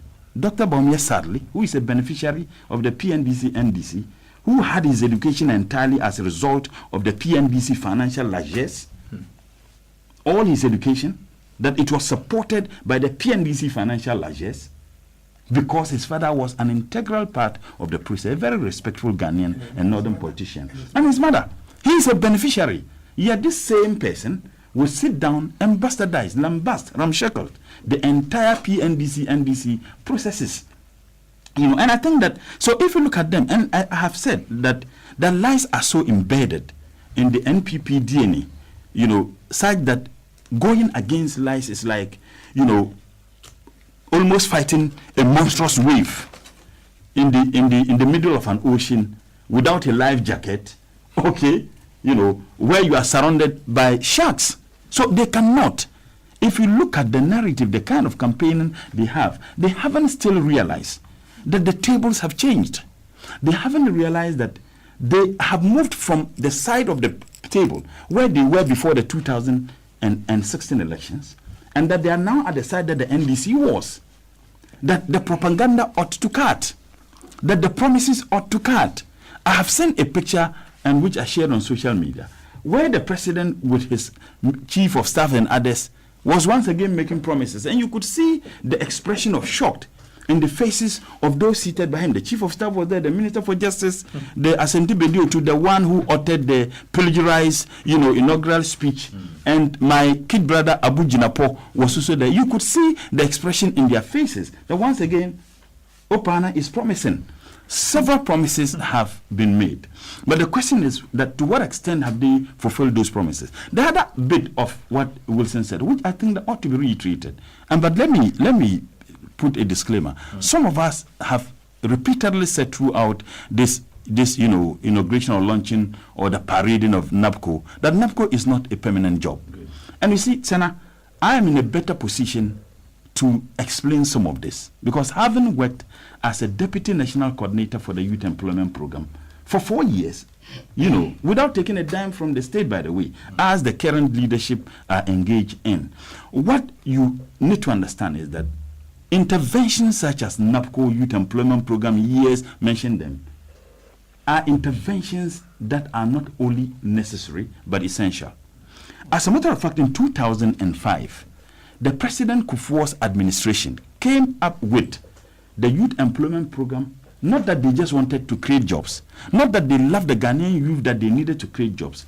There was a survey conducted by the National Security, and the results of the survey was so explosive that something ought to be done, that youth unemployment was so huge that if nothing had been done at that time, there was going to be an intended implosion of this country. And I can tell you that a lot of the things we have seen in other countries where there have political upheavals, occasioned by unemployment, they haven't had 50% of what we are experiencing today. Thank God that we have all agreed to charter the path of democracy. But this government should not underestimate the resolve of the Ghanaian people to demand that things must be done right. To demand that even if you can't create jobs, but please don't let us lose the jobs that we're struggling with. So if you look at the youth employment program, and I want to juxtapose that with the launching of the NABCO, I listened to once again the friendly media houses of the MPP, Joy FM particular. And they interviewed some of the parades, the young men who were paraded under the unacceptable and scorched sun, because it was a means of fulfilling someone's political propaganda and deception. And the young man said that they had to pay 100 Ghana cedis to be transported to Accra to participate in the parade. 100 Ghana cedis. These are desperate young people who already do not have jobs. And two, let's interrogate the so-called 100,000 figure this government is putting up. And let's also find out whether this is the first time that in this country that a government will create 100,000 jobs. In the first place, in 2016, the NDC created 110,000 jobs in NYEP alone. And I'm giving you palpable evidence. If you look at the various models under the youth employment program, 65,000 young people were given jobs. And the evidence is that they were on payroll. They were being paid by the state. So it's verifiable. 65,000. Under the sanitation model handled by Zoom Lion, paid by the state, 45,000 jobs were created. They were on payroll and the state pays them. So 65,000 plus 45,000 will give you 110,000. The NDC didn't hold pop and pageantry to demonstrate, to celebrate that. This is a mediocre of government. 2016, and the Doubting Thomases can find out. They were on payroll. So there is enough evidence to prove that those jobs were created. There is enough evidence to prove that those people were actually paid by the state. The burden of payment is on the state. It's not about announcing, but having the capacity to pay those who are engaged in it. Various models was 65,000. The youth in sanitation was 45,000. If you add all, it will give you 110,000. My question is, where was this information as a political party? You know what I did? When this NAPCO issue came up, I tried to find out from NYEP. There is a public document. How many jobs were created? 65,000. Under the sanitation model handled by Zoom Lion, 45,000. So why couldn't we communicate this to the Ghanaian people? Did anybody ever hear this? No. So this is why let's admit that our communication was a disaster. And we are not putting the blame on an individual or specific ministry. All of us collectively, we failed in communicating properly to the Ghanaian people. So it is not the first time that any government will create jobs that is about 100,000 at a time. 110,000. Now tell me the so-called 100,000 they claim they have created. How do they prove that to us? How? Another very terrible statement that was made by the president. He peddled once again another falsehood. The president said, and I quote, that we are spending 3 billion Ghana cedis. Another lie. I mean, I just want to give sanctity to. Yes, you know, I think that Wilson has taken, solace from the Ghana proverb that that a fool doesn't appreciate it when you tell him that the mother has kicked a bucket, unless you tell him that your mom is dead. So you see it as it is. The president said 3 billion. Now the question is, where? And sometimes I ask myself, from what chop bar is the president cooking these outrageous figures? This same president, when he had the inauguration of the free SHS, said that, but for the free SHS, that 90,000 more Ghanaians have had the opportunity to go to school, isn't it? Yeah. He said that when he had the media encounter. He also said that when he addressed this nation through parliament. Now this same president went to Dakar to attend education conference and said over 100,000. So you are talking about 90,000 in Ghana. You go to Dakar and you say over 100,000. Now when he came home, I remember I asked the question that the president could not be giving us two figures. So either one of them is right and one is wrong. And whatever the case is, the president was peddling falsehood. Only for Ghana Education Service to put on their website, as we see today, 57,000. And when Ghana Education Service put that, I was on Good Morning Ghana with one of their MPs. And I said, look, stop. And the person mentioned the 90,000. I said, please, Ghana Education website, this is the figure that they provided. And thank God, Randy on that day went through Ghana Education website and showed it 57,000. Then the gentleman then said that, oh, okay, perhaps the president was quoting the figure. This was the figure that was given by admission. Right. Some will not attend. And I said, okay, fine, granted. But you know what? Almost 6 months after that particular, expose, the president still quotes 90,000. Take free SHS. You take the same budget, and Comrade Okujeto did an excellent job on that.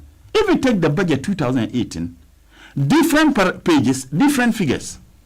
And in fact, in one, you have almost over 4,000 difference. The same government. Now, if you can't get even your figures right, how can you get even your policy implementation right? So that I'm using this to challenge the figures that are being provided, even the 100,000. That you don't have any means to verify that the 100,000 indeed jobs have been created as we are being made to think and to. So that is not true. But on the issue of the NDC 110,000, I have given you the evidence that they were on payroll, they were being paid. Now, let me also look at another statement the president made. When he said the 3 billion, and I say that was false. And if I can borrow my comrade, that was a lie.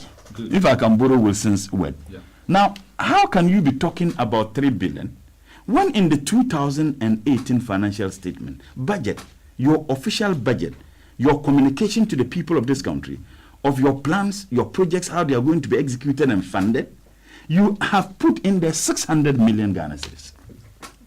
In the 2018 budget, 600 million. And the 600 million include administrative costs.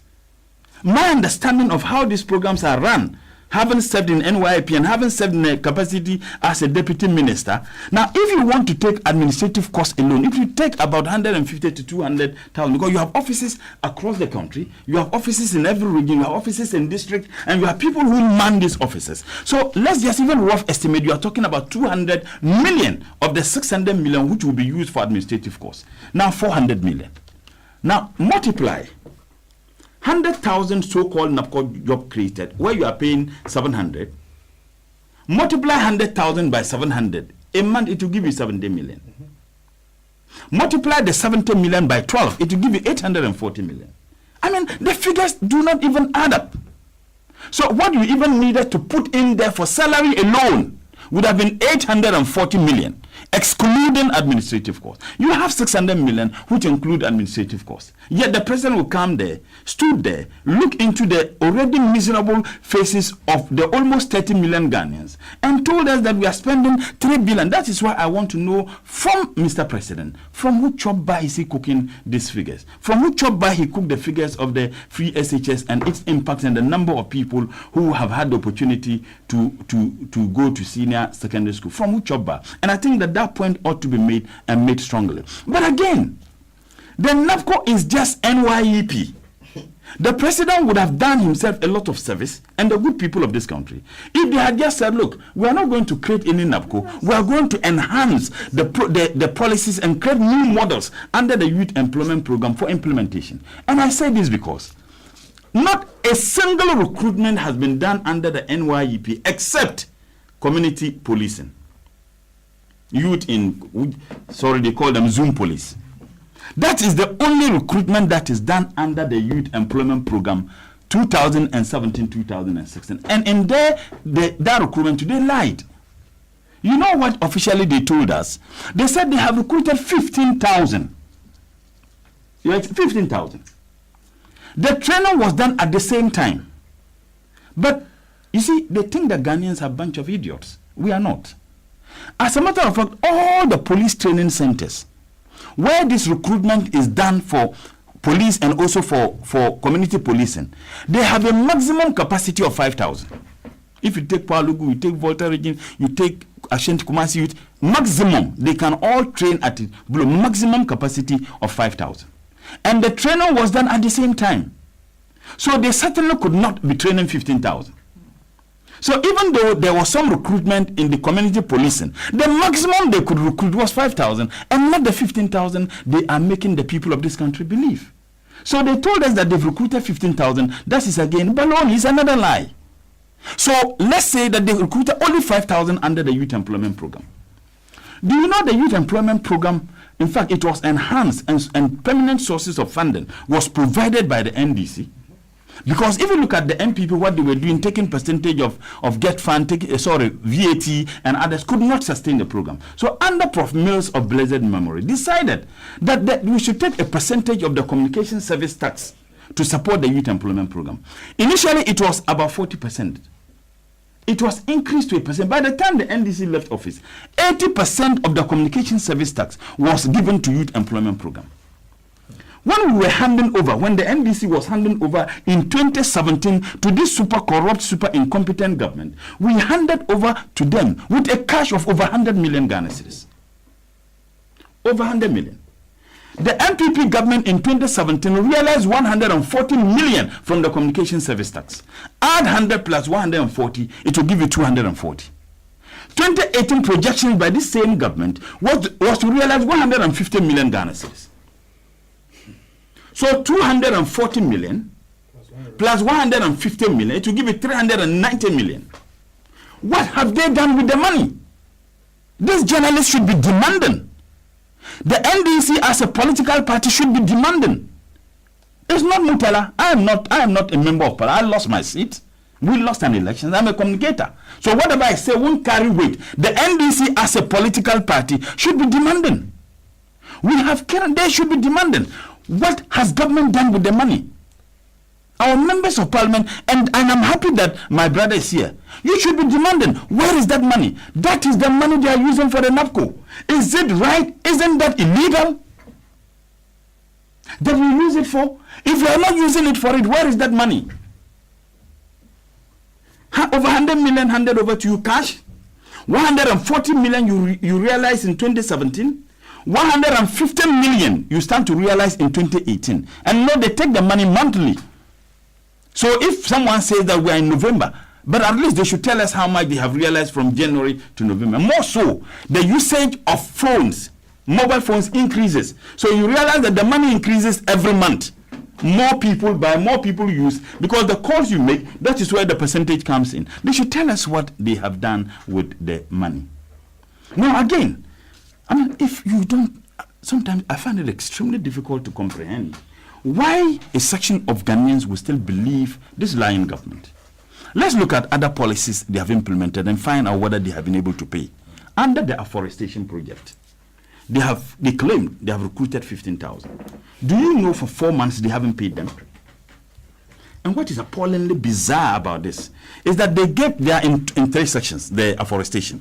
They have what they call supervisors. And the supervisors are supposed to have degrees. The supervisors are their salary. They gave them appointment letters first, indicating that they will pay them 1,200 Ghana cedis. And then they have assistant supervisors. In the appointment letters they gave them in April, they said they will be paying them 800 Ghana cedis. And they have what they call the field assistants. The appointment letters were that they will pay them 400 Ghana. Your Excellency, do you know what they have done? No.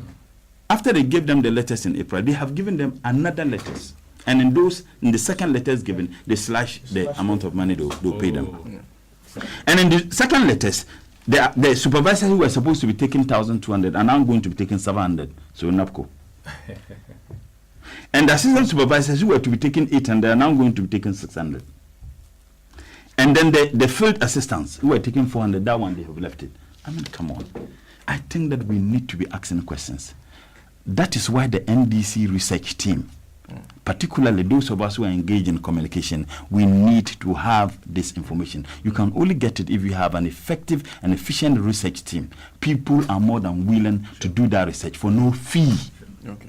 But you can't go about doing that if they do not reach out to you. So if you can't even pay 15,000, for 4 months you haven't paid them 15,000, how can you pay so-called 100,000? How can you? And it's also very important that every issue you raise, they bring about free SHS. Like seriously? As a matter of fact, how can people, you be saying free SHS when there is impact assessment? Your station interviewed the gentleman, the coalition of civil society groups who did an impact assessment in the implementation of the free SHS. And it was shocking to hear the gentleman say that, look, apart from Greater Accra, all the other 9 regions, they did not give the peoples up to some of them 2 books, some of them 3. In fact, in some regions, 1 book. Now, Your Excellency, access to education is not about access to free, but access to quality education, access to quality teachers, access to conducive environment where teaching and learning can be done, access to quality teaching and learning aids. I am a professionally trained teacher, and no matter how intelligent even you are, if you don't have adequate environment, if the environment is not conducive, you don't have teaching and learning materials, you can't do anything. And that is why in this country you find a teacher who is teaching people ICT and he doesn't even have a computer. He had to draw the computer on a chalkboard. These are some of the issues. Now, the other major issues that they talk about has to do with the implementation of restoration of teacher trainee allowances and nursing trainee allowances. And I'll just conclude on this. And I'm concluding on this because yesterday I was on a sister station with one Dr. Opoku, who is the director for research at the TUC. And I was flabbergasted. And I don't blame him, because that is the kind of information they put out there, knowing that a lot of us in this country are so gullible that when they put out such information, we will not interrogate the information. That government says that yes, because of the restoration of the teacher trainee allowances, that many people are enjoying. Many people wouldn't have been at the teacher training college. Why? We live in a country where already there is a deficit in teacher-people relations. You can have teachers, but you need quality teachers. Now, you have restored the teacher training allowances with a quota. So what it means is that, for example, Accra Teacher Training College, they have the capacity to admit 500 students. Tamale Teacher Training College has the capacity to admit 400 students. And government knows that if you admit up to your capacity, and everybody, I will not be able to pay. So government comes out and say, this year, we can only pay 1,000 teacher trainees a month for the whole year. So they will then tell Ghana Education Service, this is what we have. Ghana Education Service will then calculate percentages of all the various teacher training colleges and tell Accra Teacher Training College, you can admit 500, so admit 100. Tamale Teacher Training College, you can admit 400, admit 80. So what it means is that the 80 people admitted at Tamale Teacher Training College, they may get the allowance, you talk about it, but they would have denied 320 of their siblings the opportunity to be admitted into the teacher training college. That's one. Now the denial, you know the consequences? The consequences is that we would have helped reduce the number of quality of teachers in this country. And by extension, create a lot of danger for the so-called free SHS that is being implemented, that has occasioned more and more people going to senior secondary school where they would need the services of quality teachers. And I can tell you, Your Excellency, we are drifting towards the people-teacher syndrome in this country. The last point on the health. Now you have restored, by the way, you restored the teacher trainee allowances, you are not even paying them. The nursing trainee allowance, because they always appeal to the emotions of the Ghanaian people. They said a lot of nurses, people are now enjoying, they got some of them because we have restored the allowances. 8 months, they haven't even been paid. But let me tell you the danger.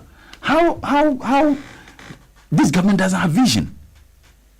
In 2017, 24th of February 2017, the Ghana Midwifery and Nurses Council held their General Congress. Every year, is it annual Congress? In Koforidua. They issued a communique, and in the communique, they lamented the inadequacy of nurses we have in this country. That we have a deficit of 38,000 nurses. 38,000. That was in February. Now, government implemented free SHS. And you remember, every year, some nurses will retire, some will leave the profession, some will lose their lives. So you need, now you have already 38,000 deficit that you need to be able to meet the WHO standard. You introduce free SHS with a quota. Kwelebu Teacher Training College, we are taking only 98. So if we are taking only 98, but we have the capacity to take 600, don't take 600, take 98. Because if you take beyond 98, we can't pay you. Now, do you know the consequences? The consequences are that it would affect health delivery in this country in the next 5 years. But you know the shocking aspects. 2016, the admission into nursing training colleges that the NDC did, juxtaposed that with what the MPP did in 2017. There was a shortfall of 1,600. 1,600. So assuming that it's even going to be static, the numbers will be increasing. That by 4 years, inshallah, by the time the people of this country booted out this super corrupt, super incompetent government, they would have succeeded in denying this country the services of 6,400 more nurses. Add that to the already 38,000, and you can imagine the danger that is awaiting to bedevil us as a country as a result of a government who rules by only the whims and caprices of his ego, his uncontrollable ego, that I promised that it must be done, policies that are not well thought through. And to be very honest, in this country, it seems to me that everybody now agrees that the ship is wrecking. The ship is wrecking.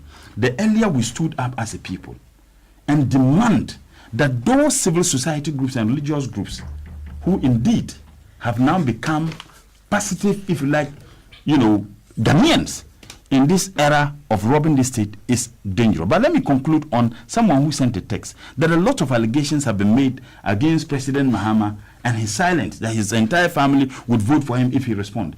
He doesn't need even any response from President Mahama. That discredited Martin Amidu gave the response. That liar. When Martin Amidu appeared before the appointment committee, and they asked him the question specifically whether he had evidence against President Mahama and his appointees that we were corrupt. What did he say? You know why he couldn't lie there? He couldn't lie because he knew he was under oath. He said he didn't have evidence. It was based on perception. Now, meanwhile, he made conclusive statement, indicted people, maligned people. Now, he himself admitted. So if the gentleman and his family needs the response, it doesn't need President Mahama to respond. He should look at the lies that were told by Mr. Martin Amidu, who doesn't have even credibility. If I were him, I would have resigned. Yeah. I would have resigned. So if someone can admit that he lied, he didn't have any evidence. In this country, people still want us to hold such a person in high esteem. God save this country.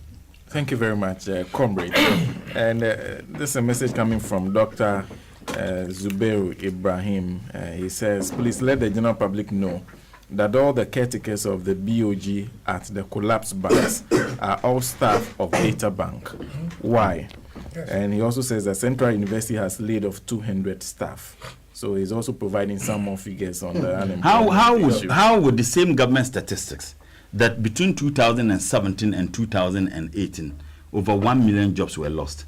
Now you are creating a so-called 100,000. You want us to clap for you. Perhaps we should organize another program to empathize and sympathize and mourn with families whose people are part of the over 1 million who have lost their jobs. Okay. I mean, this is pettiness. Yeah. Okay, a couple more messages on our Facebook platform. If you are John Bryce says, if you are incompetent and he stays it, what's wrong with that? I guess it's responding to. And Combat Medic says, if Joy FM intends to its credibility as a media, shouldn't, that's unclear. Please take your time and maybe put together the message so that I can be able to put it out correctly. Benti Longi says, even if Nanado is giving 200 years to rule Ghana, he can't achieve what John Mahama achieved. Do you know that the 2012 election petition delayed John Mahama administration by 8 months of no work done? Notwithstanding 8 months wasted on 2012 election petition, still John Mahama was able to deliver massive infrastructure development across Ghana. He built UGMC Hospital, Ridge Hospital, Wa Airport, Wa Regional Hospital, Military Hospital near completion, Ho Airport, the Maport Expansion Project, car power plants, and barges, and also ended Dumso, etc. John Mahama has a legacy. And,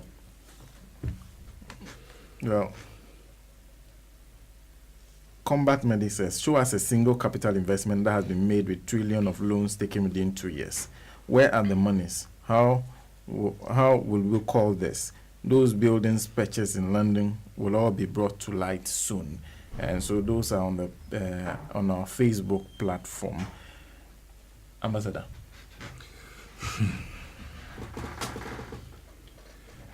As I was driving in, I, as usual, was listening to Reddit Gold. And in fact, listened to one of the best analysis that has ever taken place on this program. We usually don't do this, but if something is good, it's good. I'm referring to the analysis by Comrade Wilson. Absolutely. Thank you. That, for me, sets the agenda for the 2020 elections. In fact, the 2020 elections is not about who is super what. Because if you did English, then you are treating the superlatives and the rest, and you say somebody is super incompetent, it's an admission that you yourself you are incompetent, and therefore somebody is more incompetent than you. But who told you or us that Ghanaians need a government near incompetence? That's right, yeah. The agenda, Comrade Wilson, thank you very much. Thank you. It's so clear that it is going to be who told this country the truth and who told the country the lies. Simply that. As an ambassador, what we were told by the government that we served was that we needed to go into economic diplomacy, by which we were looking for investors to come and lay the economic infrastructure of this country, with the hope that John Mahama would have earned another term of office, so that his creation of the infrastructure would then translate into all the challenges, resolve all the challenges that we have. So, for example, for me, we dealt with the Commander Sugar factory, because the understanding was that Ghana was importing about $500 million worth of sugar every year for consumption and for the industry, pharmaceutical industry, and so other. So if we were producing at least half of the sugar that we needed, it would have reduced our import bills. it has also created a lot of jobs for all the farmers and their children along the commander to Biposu up to Cape Coast Zone. There would have been serious employment there. But you know what? Those who decided to build universities and acquire some of the lands of the Commander Sugar Factory joined this government to kick against the Commander Sugar Factory. Yeah. Let me repeat. Those who had encroached on the lands of the Commander Sugar Factory, believing that the land had been acquired by Kwame Nkrumah, those lands had been acquired from Ayen Sudo. You know Ayen Sudo, Commander, Egwa area. All those areas were acquired by Kwame Nkrumah, irrigated. So as I'm speaking today, the irrigation pipes are still underground there. They were drawing water all the way from Biposu to irrigate the lands. So what John Mahama said, Sam, go and do is to look for this loan, which had already been started anyway. So we pursued it. We got this loan to build a Commander Sugar Factory. One, for industrialization of this country, improving the industrial base of this country. Two, generating genuine and sustainable employment. Are you following what I'm saying? We are not just talking about ad hoc solutions to permanent problems.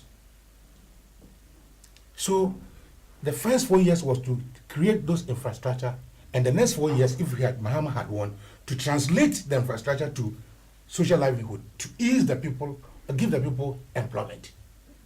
The other project we were involved in was to look for a loan from the same Indian government to say that yes, the factory has been built. And the strategy we used, the last time I explained, the sugar cane takes only 9 months to be useful. Because after 9 months, I'm even the local one, but the Indian type, after 6 months, they are no more useful. They are just standing there because the water content will have overshadowed the sucrose content. But we need the sucrose more than the water content. You know, so if you planted the sugar cane ahead of the factory, which was going to take about 3 years, that means that we are going to do many harvests before the factory was planted. Harvest and keep them. And keep them well. Even when they are standing there, they are losing their value. You understand? Yeah. So that was the strategy we adopted. Mahama did not stop there. He said, look, Sam, go ahead, because we don't have the money. Some of the area that Kwame Nkrumah had for the sugarcane has also been encroached upon. So we need varieties that would not require large tracts of land. You know, so the Indians accepted and said, okay, we'll give you 24.5 million cedis extra for irrigation purposes, for planting modern varieties of sugarcane, and also keep the outgrowers in cooperatives. This was the money for them. As I speak to you now, the 24 million cedis, $0.5 million have been approved by the Indian government. This government has not accessed it. Are you following me? So if the sugar factory was in operation, it would have reduced our import bill. It would have created genuine and sustainable employment. You understand? It would have also served our local industries, because those of them in the distilleries, Ghana, as at now, the only surviving industry we have is the distillery industries. Adongo bitters, all of them. Oh, the bitters. The bitters. This guy likes them. He likes them. Kwame Nkrumah created about 39 industries. The only one surviving is the Geog distilleries. That's the only one. So all the bitters would have been depending on the sugar from the Commander Sugar Estate. We've left it. That which would have created genuine and sustainable employment for the people of the Central region and Western region has been left there. Companies. And that's why all these big pharmaceutical companies are making big noises in this country, where are beneficiaries of Mahama's loans.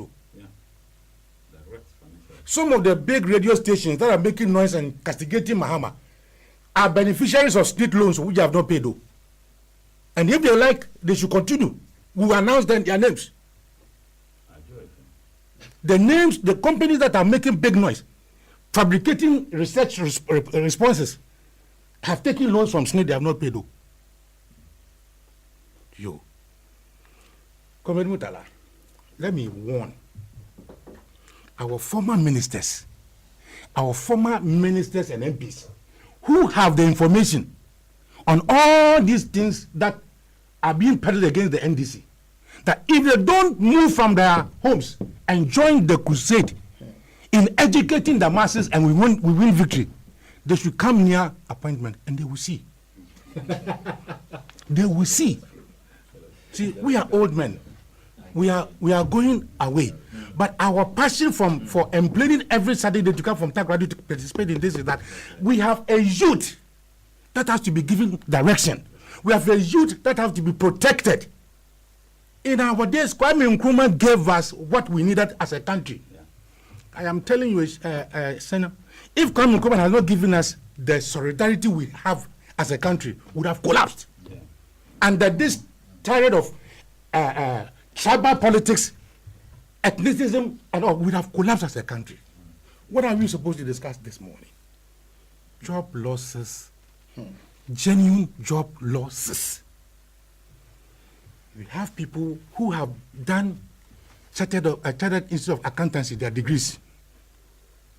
ACCA, isn't it? We have bankers. We have secretaries in the banking sector. Well-trained people who have lost their jobs. You don't know what you are talking about. We have lecturers at the Central University. We have media men in the Joy FM and the rest who have lost their job. And its replacement is NAPCOP. No, I didn't say NAPCOP, I said NAPCO. You see, Chief, my brother Akamba will tell you that in our villages, when a big tree, Odum tree, dies, only the pawpaw takes its place. Yeah. But we as villagers, we don't value that pawpaw as any tree. See, we are living in a country where politics and the dream of winning election has become the only preoccupation of our government. Sure. And it's very, very dangerous. Very, very, very, very dangerous. When MPP was in opposition and they were shouting, Ghana for nye jumanye, Ghana for nye jumanye, the only thing they were saying was that the MPP for nye jumanye. It was not Ghanaians who are not getting employment. It was for them, MPP people who are not getting employment. So when they came to office, what have they done? In the ministries and the public services, they replaced persons perceived to be what? NDC, and replaced them with MPP people. Today, as I speak to you, all the top positions in the Ministry of Finance, Securities and Exchange are all occupied by data bank staff. Are you following what I'm saying? If you go to Cape Coast today,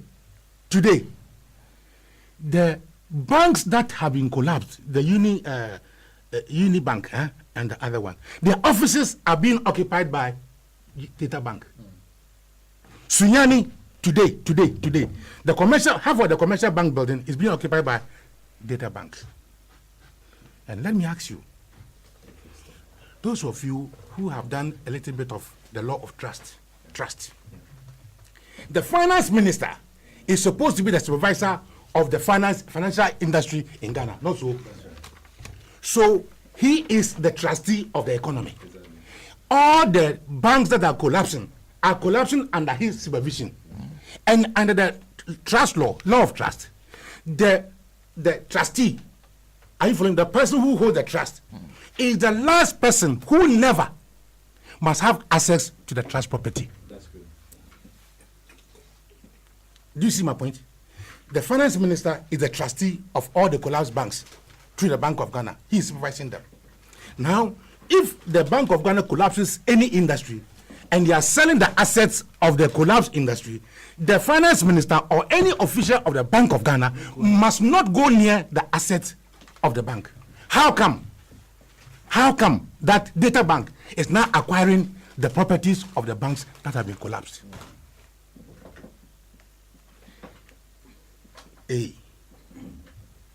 Abkando, did you also read that document in 2016 which says that they had an agenda to collapse the business of some people? Yeah. Mm-hmm. Did you read it? Mm-hmm. Mm-hmm. Me, I am saying that all the young men who have been produced as graduates that cannot get jobs to do. It's like when you are drowning in the swimming pool. That's why you don't know, after you know the sea. But this boy, if I take him near Cape Coast, I will only take him to the pond, fish pond. We have rivers. You know, it's when somebody is drowning in the sea, he will just be and take anything. Yeah. I have children who have left universities, one left, another joined, and I know the frustration. So anything thrown at them, they will take it. But the danger is this. If the political establishment create a situation where giving you anything is a privilege instead of a right, as a right, then we have entered into slavery. You understand? In our days, employment was a right. Are you hearing what I'm saying? When you vacate from Form 5, you go to do vacation employment. That is where all this NACOB or NAPCO, whatever it is, business was being taking place there. Then you can acquire some experience and then also get some money for yourself. Now, those days also, we ran the model of the GSTS system. You know the GSTS system. You run your secondary school system and also have the technical wing, so that nobody will feel that he's inferior going to the technical school. Are you following what I'm saying? So Mahama said, okay, let us reintroduce that concept. That's why they brought in the covet and all those things, so that we can attach the apprenticeship to all this. People did not understand Mahama, and maybe people will not understand Mahama as at now, but long years to come, if they mention the name of Mahama, this only para will become Nkrumah. Let me tell you, in terms of people say we don't eat infrastructure, but now they are enjoying from the infrastructure. So now, Boss, have you been to the Mahama terminal? Have you been there? I hate to call it terminal 3, because if they can name things after themselves, Honorable Akanba, me and you come from the Western region. All the roads in secondary Takrady, this road, Akufo-Addo Road, even the one created by President Mills, is also Akufo-Addo Road. So 2 roads are named after Akufo-Addo. All the roads in secondary Takrady are. Wow. Oh, please, this is the radio. Call somebody in Takrady now. All the roads in secondary Takrady are MPP names. So if they can do that, why can't you also name the terminal which Mahama had sweated to create? When he was doing that, they said Photoshop. When the Photoshop concept couldn't work, they said, what was the cost? See, the problem with the MPP and NDC, Honorable Wilson, the problem with us is that our communicators feel too authentic. They go to sit on radio station without research. Okay? Without research. And when last time I listened to one man at one of their radio stations, I hardly do that because I don't want to get pressure. You see, and he was an MP saying that, you know what, Mahama did not pay workers. The workers had worked several years and he paid them 3 months. And that's the reason why workers were against him. When indeed the story was that, when they said we were migrating to the tail end of the single spine, they said they should bring all arrears. That is why we saw a lot of ghost names. So the fight was on, up and down, many strikes were taking place. So they met and the TUC and the government agreed that, okay, now a committee should go into the arrears. In the meantime, we are paying 3 months, to settle everybody. When the committee comes and they authenticate you, then they'll pay you your arrears. MPP says that was wickedness. And that because people are well, we didn't pay. As soon as they came, you know what they did? They then take this, Bawumia has brought a system that has cleaned the database, the ghost names. This is the problem we are having. The NDC, I don't know what direction, and I want them to listen to Wilson this morning, that the individual, stardom does not help the party. When MPP man speaks as a USO radio, the same information is in Takrady, the same information is everywhere. But here, everybody wants to champion and feel, Senator, I've been on this program. when some ministers had information. I said, sir, after that, give it to me so that I can get it to radio server. You know what? Before I got to his car, he's driven away. That's the kind of people we have been. But some of us, you know, sir, I have passed my prime. I don't need anything anymore in this country. After being an ambassador, what next? But I have children who I am leaving behind. And in whose house am I living? That is why I am still coming to this program. You won't get me to go to those radio stations. Even when you say something, they twist it.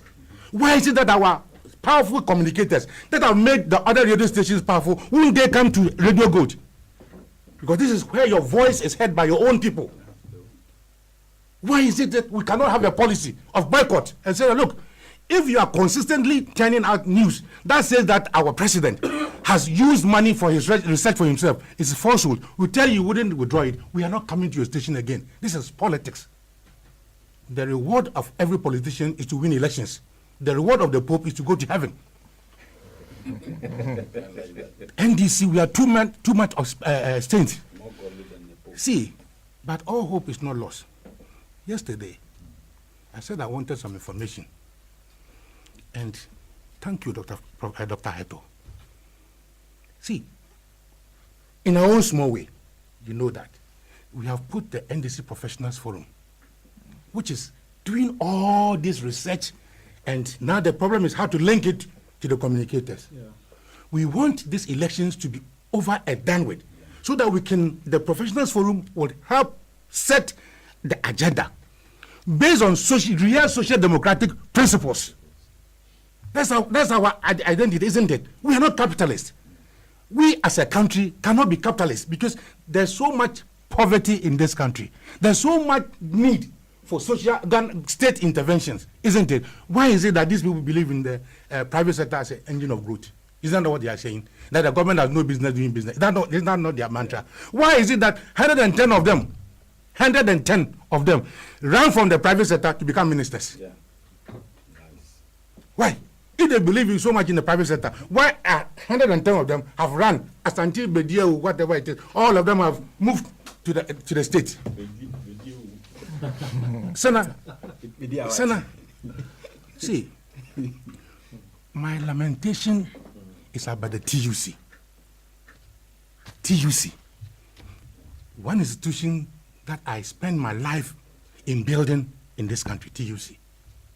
Who is supposed to be defending the rights of workers? Why has the TUC kept quiet? Why is the TUC not defending the bankers who have been dismissed? What have the bankers done? The bank staff, what have they done? You give Bank of Ghana the right to supervise the banks, isn't it? The Bank of Ghana puts his staff as board of governors in the various institutions, and the bank collapses. Why should the ordinary worker suffer? Why should the TUC sit there and not negotiate, very handsome exit packages for the workers? The workers are now going home. They cannot even now drive Uber. Yeah. Boss, are you seeing what I'm saying? What is the TUC doing? In recent time, the only thing that I've heard them say is that they don't support the government in the cathedral, building of the cathedral. The TUC, please wake up. Workers have paid their contributions all these years to make sure that they are defended and protected. The bank staff, the Unibank and the other staff, they need protection. But you see, in all these things, one serious effect is the fact that, that pensions, pension contribution is one source of mobilizing capital for the country, isn't it? And as that much of workers leave the pension system, that's right, SNIT contribution is going to reduce. That's true. And the SNIT contribution, you understand, it is based on social solidarity. Exactly. Those of us working pay for those who are outside. Yeah. You understand? And as those of us who are working are supposed to be paying for those who are outside are reducing, what happens to our pensioners? We are not looking at all this. You go and bring 100,000 people to a 30,000 capacity arena. And they march. You understand? They march. And you think that you are doing something. You think you are doing something when pensioners now are delayed, payments are delayed. When the pension scheme itself is going to suffer as a result of the bank losses, as a result of the job losses. Sana, I weep for the youth of this country. Honestly, I do. I can't sleep because if you look at the destination of this country, it's as if some people are being paid to destroy the country, starting from our education system. And if you read the history of slavery, you know that some countries have paid African countries to have an education system that does not give the quality of manpower we need. Do you know that? People pay for you to destroy your education. Otherwise, Sana, why would you bring a policy that says that students should go and sit on the bare floor to study? And if a teacher talks about it, you threaten the teacher with dismissal. How on earth would a school, you understand, have a boxes packed outside with goats and snakes all mingling with them? How on earth do you have that? And you said that you are giving education to everybody. We should hail you for this. Let's clap for this. See. If you are going to buy chairs and the board members are lizards, you end up not buying any chairs at all. Those who believe in first-class students, their approach in educating quality students will be different from a third-class graduate. But a third-class graduate think that every education is education. If a parent knows that I want to give my child the best of education so that he can become internationally marketable, is that not the case? Is it education? Is this one? See, education itself must have meaning. We have education for self-knowledge acquisition. At least you should be illiterate, be able to read and write. That's one. Then there should be education for national development. That is why you tailor your courses, to say that, hey, we need doctors in the next 20 years. So that's the number of doctors and teachers we need. But these MPP people, why? When they came 1969, what they did, people don't know. They collapsed all our teacher training colleges, most of the key teacher training colleges. The result was that we lost the quality of education.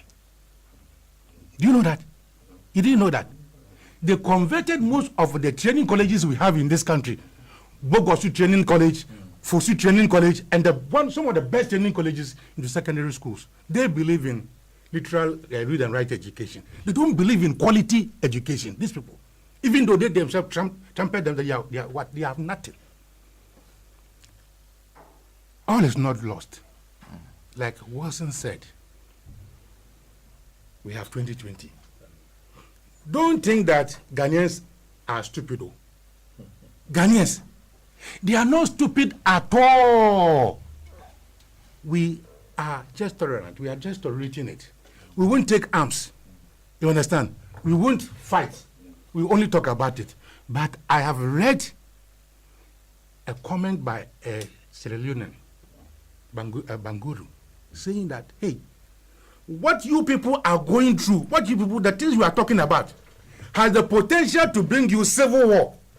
But when civil war starts, it doesn't know who is the source. Are you following what I'm saying?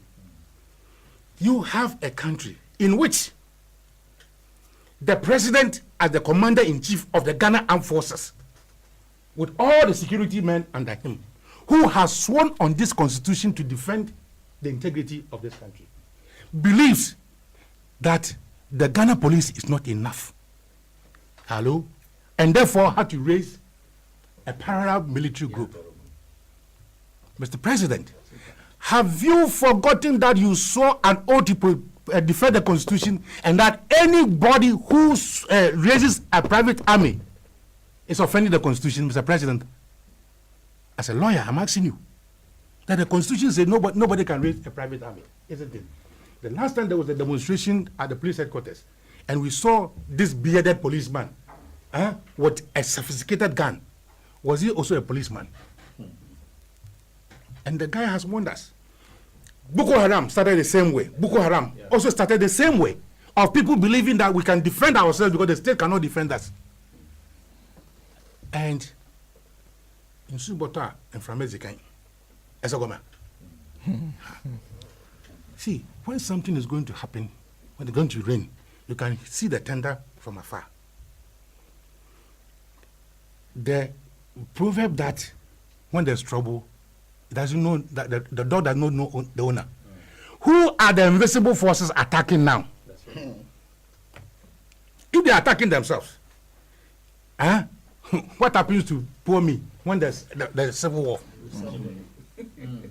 Sana, apart from this invisible forces, the tribal bigotry is also another source of problem that this president should think about rather than dance at NAPCO or whatever. You should think about it. The senior minister believes in that. See, Sana, It's very close to Sana, I have never in my long life in Ghana ever heard anybody insulting another tribe. Never. But under this government, we are Santini, we are Chimini, we are Teni, we are We. When Kwame Nkrumah had brought us and knit us together as one family, even your original re-engineering has started creating tribal tension. You don't think about it, President. You don't think about it. The Azoglis are saying, no, don't add us, because we have had some historical wars which we have tried to forget. We are going to bring it. So apart from the tribal bigotry, we are also bringing up ethnicity into our politics. All these are indications of the good days ahead. I am pleading with this president, Mr. President. You have achieved your aim of becoming the president of this country. Thank God you have. But for Christ's sake, protect this country's integrity, solidarity. It is not only the MPP people who are Ghanaians who deserve your attention. All right? It is not only your family members who are qualified. And I'm telling you as a lawyer, sometimes I'm confused of which of the Akufus I have to address. You know, sometimes the Chief Justice, yes, as a lawyer, I get confused. All of them are qualified. But I am saying that there are other Ghanaians that are also what? Qualified. There are so many things that are pointing out wrongly against us. And I weep for the youth. I hope that the youth who get up every morning, charged, spoken to go and attack others, would include the children of the ministers who are inciting them. I hope the children who are drinking from gutter water, who are using gutter water to wash their clothing, will include the children of the ministers and the politicians. I pray that the student and the people who have been assembled, there is 100,000. 100,000, there are only 100,000 potential voters. Okay. To me, there are only 100,000 potential. Do you know what I'm telling you? Why I'm saying that? They said they went under training. Sure. Where did they have the training? What was the content of the training? What was the duration of the training? But the president gave himself up. That they have gone through a rigorous process of registration. You know the registration they did? They only went through the registration for the Ghana card. Period. They are building the infrastructure that will win them the 2020 elections. That's all. Okay. Their JSS program is not for the children of the poor or for anybody. They are thinking that the final year student would be graduating and voting for them. Otherwise, why would they wait until 2 years in office before they introduce the NAPCO? Okay. Because they know that by the time these people are existing, the elections will be on. They will be in the final year of the program. As for my friend Baumia, I don't want to hear about him. You see, I don't want to hear about him. Because one, his economic theories have expired. Well, Yeah. honestly, Yeah. his economic theories have expired. That's right. The theories he's espousing were beyond Adam Smith. Otherwise, how would you say that you have arrested a currency? How would you say that? How would you say that today? As for me, I don't know how to manipulate this your telephone. But my grandson takes my phone and he can say that Papa, our house is there, our house is here. He can Google and know the location. When I'm saying I'm going to Roman region, they say, oh, Papa, don't use the N1 because it's choked. Because they say there's some route, whatever it is or that. That small boy can see GPS free. Google GPS is not working. It's there. Then you say that you have brought a system that is better than that of Britain and America. So what do you take me? You want me to take this man serious? See, this man, of the fact that his father, his parents benefited from Kwame Nkrumah's effort, can look at me in my face at my age and tell him that within 2 years they have done better than the 60 years of Ghana. Can you imagine? It's an insult. Mahomia, have you forgotten that Mahama is building a railway line from Tama to Akosombo? Have you built one? Dana, claim ownership of it. Oh, my friend, I have the document. It's an Indian government project. The railway line from Tama to Akosombo is an NDC Approved by Parliament. I can give you the figures if next time I give you that. I'll bring it here. So they should, fortunately, about me, I'm saying that his economic theories have expired, and I don't want to say he himself has expired. It's a damage Because if he thinks that, you see, if you are in an office and every day your boss asks you to go and insult somebody, your boss knows that you don't have credibility. That's true. And then one day, Exactly, yeah. one day he will insult he himself. Sure. I was not surprised that the president started snubbing him. Yeah. Because the president knows that he's only a tool Exactly. to be used. Exactly. Otherwise, how would you go and sit in court and expect us to believe that you are a credible man? When you say, oh, you and I were not there. Not there. How? A witness? Then what did you go to do? A witness? When he said, I saw the MPP lawyers shake their head and now they do know they have lost the case. Okay. I want to advise Dr. Bawumia. If you say you are an economist, stay in your economic realm and advise the government to arrest the city properly and stop these jokes about drones supplying drugs and everything. Probably you have to use the military. The police couldn't keep the key. Are you following me? If the drone is bringing medicine to my village and somebody wants to do mischief and can use another system to divert the drone and put in poison, and it's happening in other countries. You see what I mean? Who said Ghana needs the drones?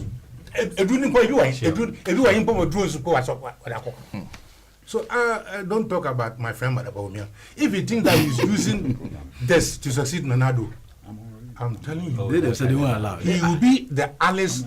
He's Kwesi in the Wonderland. Okay. Thank you very much. Thank you. A couple of messages from the WhatsApp platform. Good morning to my man, Honorable Minta. Initially, I thought the government said it was introducing Nation Builders Corps, but all of a sudden it has turned into a National Graduates Cadets.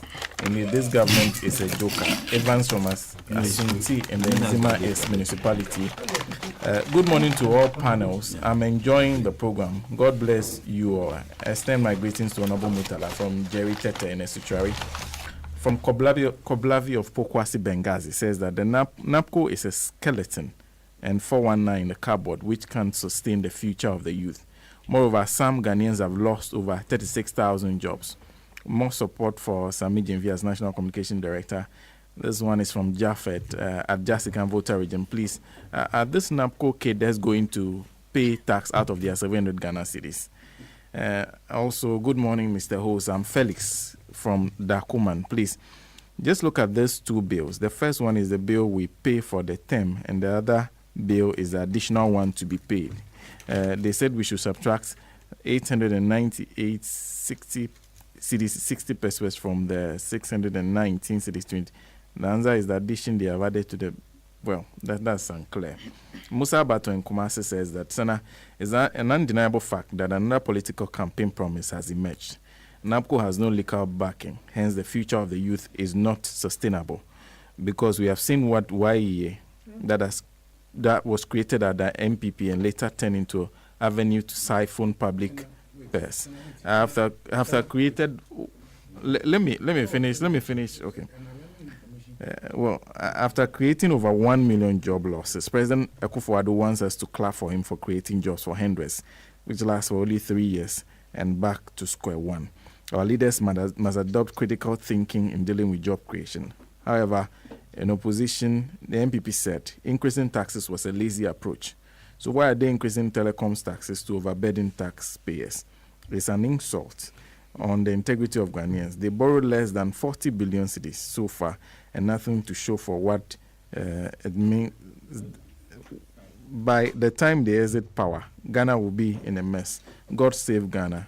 And that's coming from Musa Abatua in Kumasi. And this one from Civic Combinator says that, good morning, Senator. There's a critical question we must ask. One, government says it has recruited, trained, and graduated these NAPCO guys.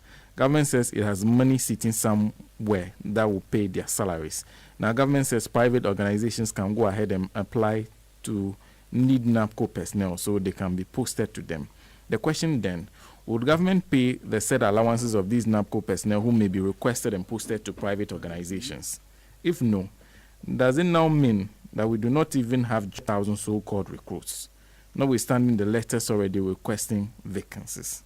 I have a good morning. That's from Stephen Combinator. Ambassador. I have just received something that is worrying me.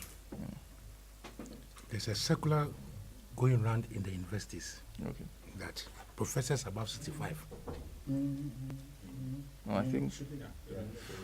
Well, see, before you become an astute professor to teach at the university,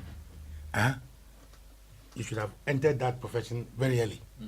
Or but if you had go through before you become a PhD and that, you should be around 55 to 60.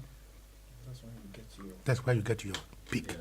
And all universities over the world, Harvard, Oxford, have this experienced lecturers. That's the people that we refer to them as the professor emeritus and the rest of them. And if you are pushing too many people to the university, and then you are also destroying the structure that trains the teachers for this structure, what are we doing? Actually, on that issue, we spoke to UTAG yesterday, and they have indicated to us that, well, they are still discussing with the government. In fact, they have reached an agreement with government that the circular, that particular directive should be withdrawn. They said it came from the Accountant General's department, that it didn't emanate from government, so it will be withdrawn. That's the understanding of UTAG. Sana, Madagugu. Sana, today don't let my ever come. Madagugu. See, intention starts a crime. You see, you have started an education system that is in its infancy. We don't even know how it's going. You need this core of professors to help you. At the end of the third year, fourth year, yes, what happens? That's where the pressure will be. That's where the pressure. Then you are asking them to go. Whether it came from the public relations office or it doesn't matter. But the intent has been established. And I'm pleased begging the Minister of Education to intervene. And God be with you, professors for change. I mean, if you look at the issue, I'll tell you an interesting story. You may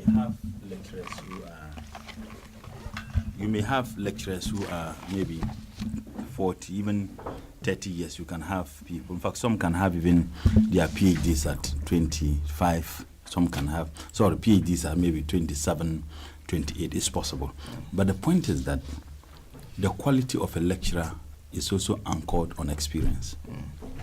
I do my PhD in Legon currently.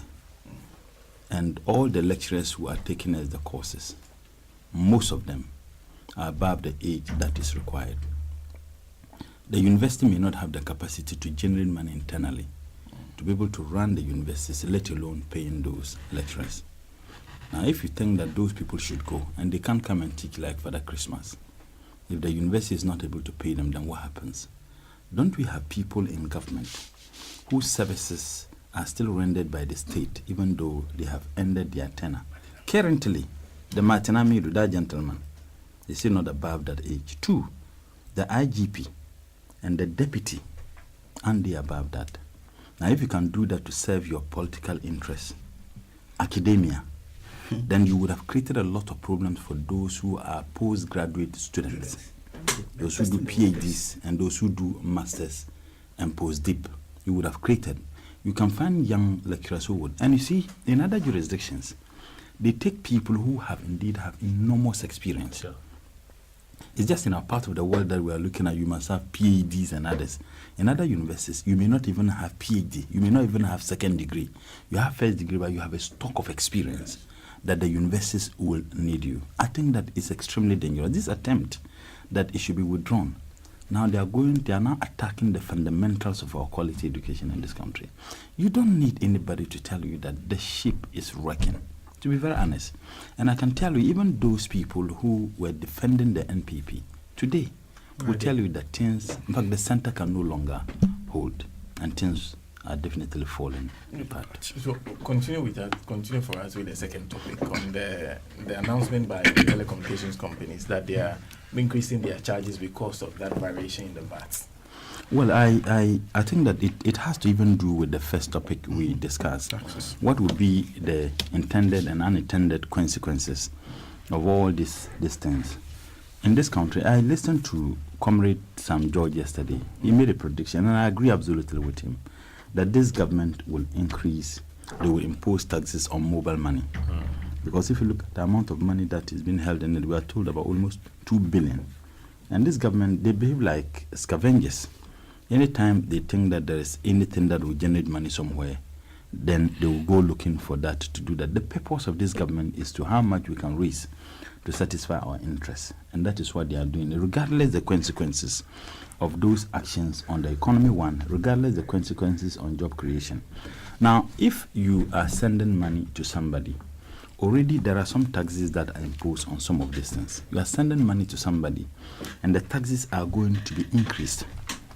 It means that even our fundamental human rights, basic fundamental human rights, to be able to communicate and express ourselves freely is going to be hindered. That is what it means. And if I need to call on a radio station to express my mind, my views, my standpoint on an issue, then I would have to be doing it conscious of how much I'm going to pay. So you can be limited. Now, it is also crowding out people who do not have money at all. You can imagine the number of people who are engaged in this industry, the number of people.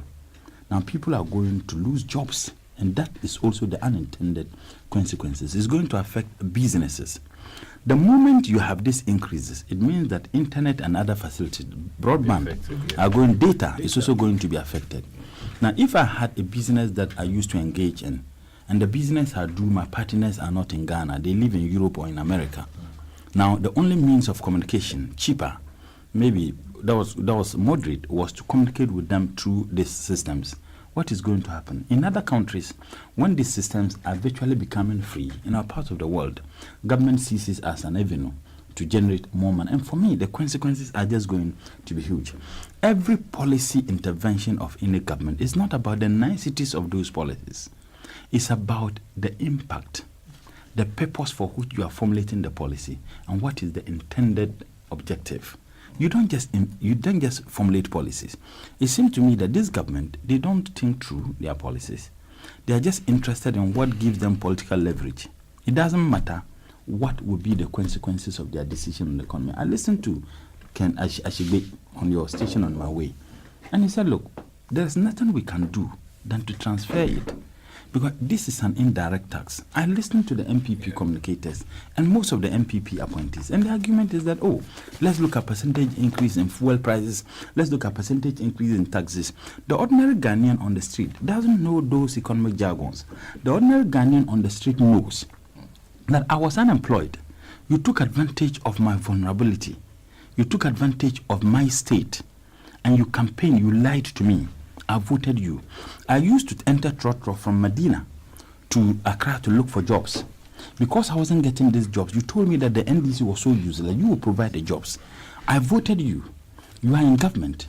You haven't provided me the job. Now, even if I want to move from Medina to Accra, when I used to pay 10 cedis, now I have to pay over 2 cedis. Now, what is happening is that the already depleted if you like, resources that have been attacked. I can no longer do those things. The wachi seller, many of these wachi sellers who sell and those who engage in petty trading, they cook the wachi somewhere. Let's say someone cook wachi in Medina.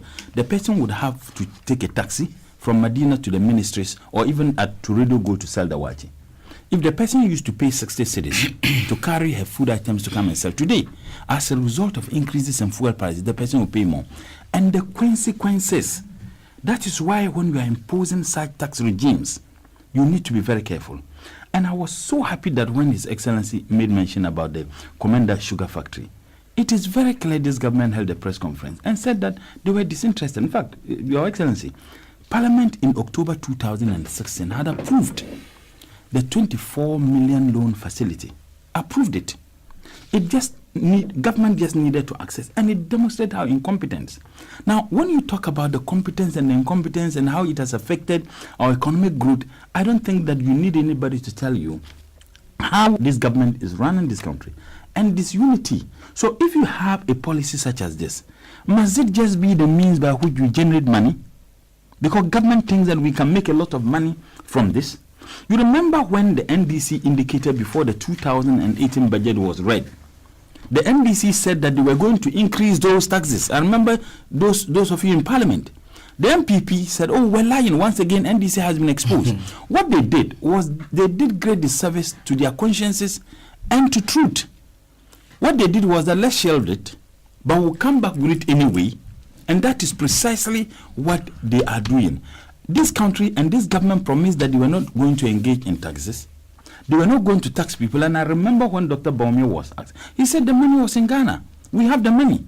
And in fact, he made even another, with all due respect, silly statement when he once said that the money is been taken to Dubai, that President Mahama takes the money to Dubai and to Burkina. He has been to Dubai several times than President Mahama did in his entire regime. He has been to Dubai several times. He has been to China several times. So what has been the consequences? Once again, we have a responsibility as a political party. We need to begin looking at how we change things. Because Albert Einstein said that the significant problems that confront us can never be solved with the thinking we had when we created them. So the reasons why we couldn't communicate to the Ghanaian people properly with a particular communication strategy ought to be reviewed. We need to begin having self-introspection or political introspection. Let's ask ourselves questions. Why is it that with all the things we have done, we couldn't communicate to the Ghanaian people properly? And I think we need to do that. One last point. This attempt of trying to sway to so-called swing voters, that is a disaster. You don't throw away what is in your hands and be struggling to hold what is under your feet. You don't do that. Now, when you begin to engage in communication, you want to appear nice. You want the MPP people to praise you. These are people who think that you are not fit to lead this country. And until such a time we change that strategy, I am telling you, we'll sit here and lament. We have an elections to win, inshallah, in 2020. But we can only win that if we change the way we do things. And for me, that is one surest way by which we can liberate this country. These elections, like Wilson said, is not about NDC or MPP. It's about the survival of this country. It's about liberating this country from bondage, a political bondage. We are under some shackles created by super ego and uncontrollable person who thinks that the country must be ruled through his whims and caprices, that what he wants is what he does, and it's like we are being ruled by a king. What the king wants is what it should happen, and there is an imploding danger, because once you begin for the thinking to seep into people that, look, until I find a way to defend myself, the system cannot defend me, then we have a problem. And that is why under this government, everywhere you look, you don't see the semblance of an environment that is associated with democracies. Sure. That is what is happening in this country. Yeah, Sana, let me first appreciate the kind words from Ambassador Sampi Yali. I'm most grateful. Now, quickly, before I get to this, and I'm going to be very snappy. You didn't appreciate mine. I also said it was an excellent presentation. This is my brother. You see why? You see, he's appreciating that of our uncle. I said that no wonder this guy has Aganda, please, next time don't sit closer to me. Don't sit closer to me.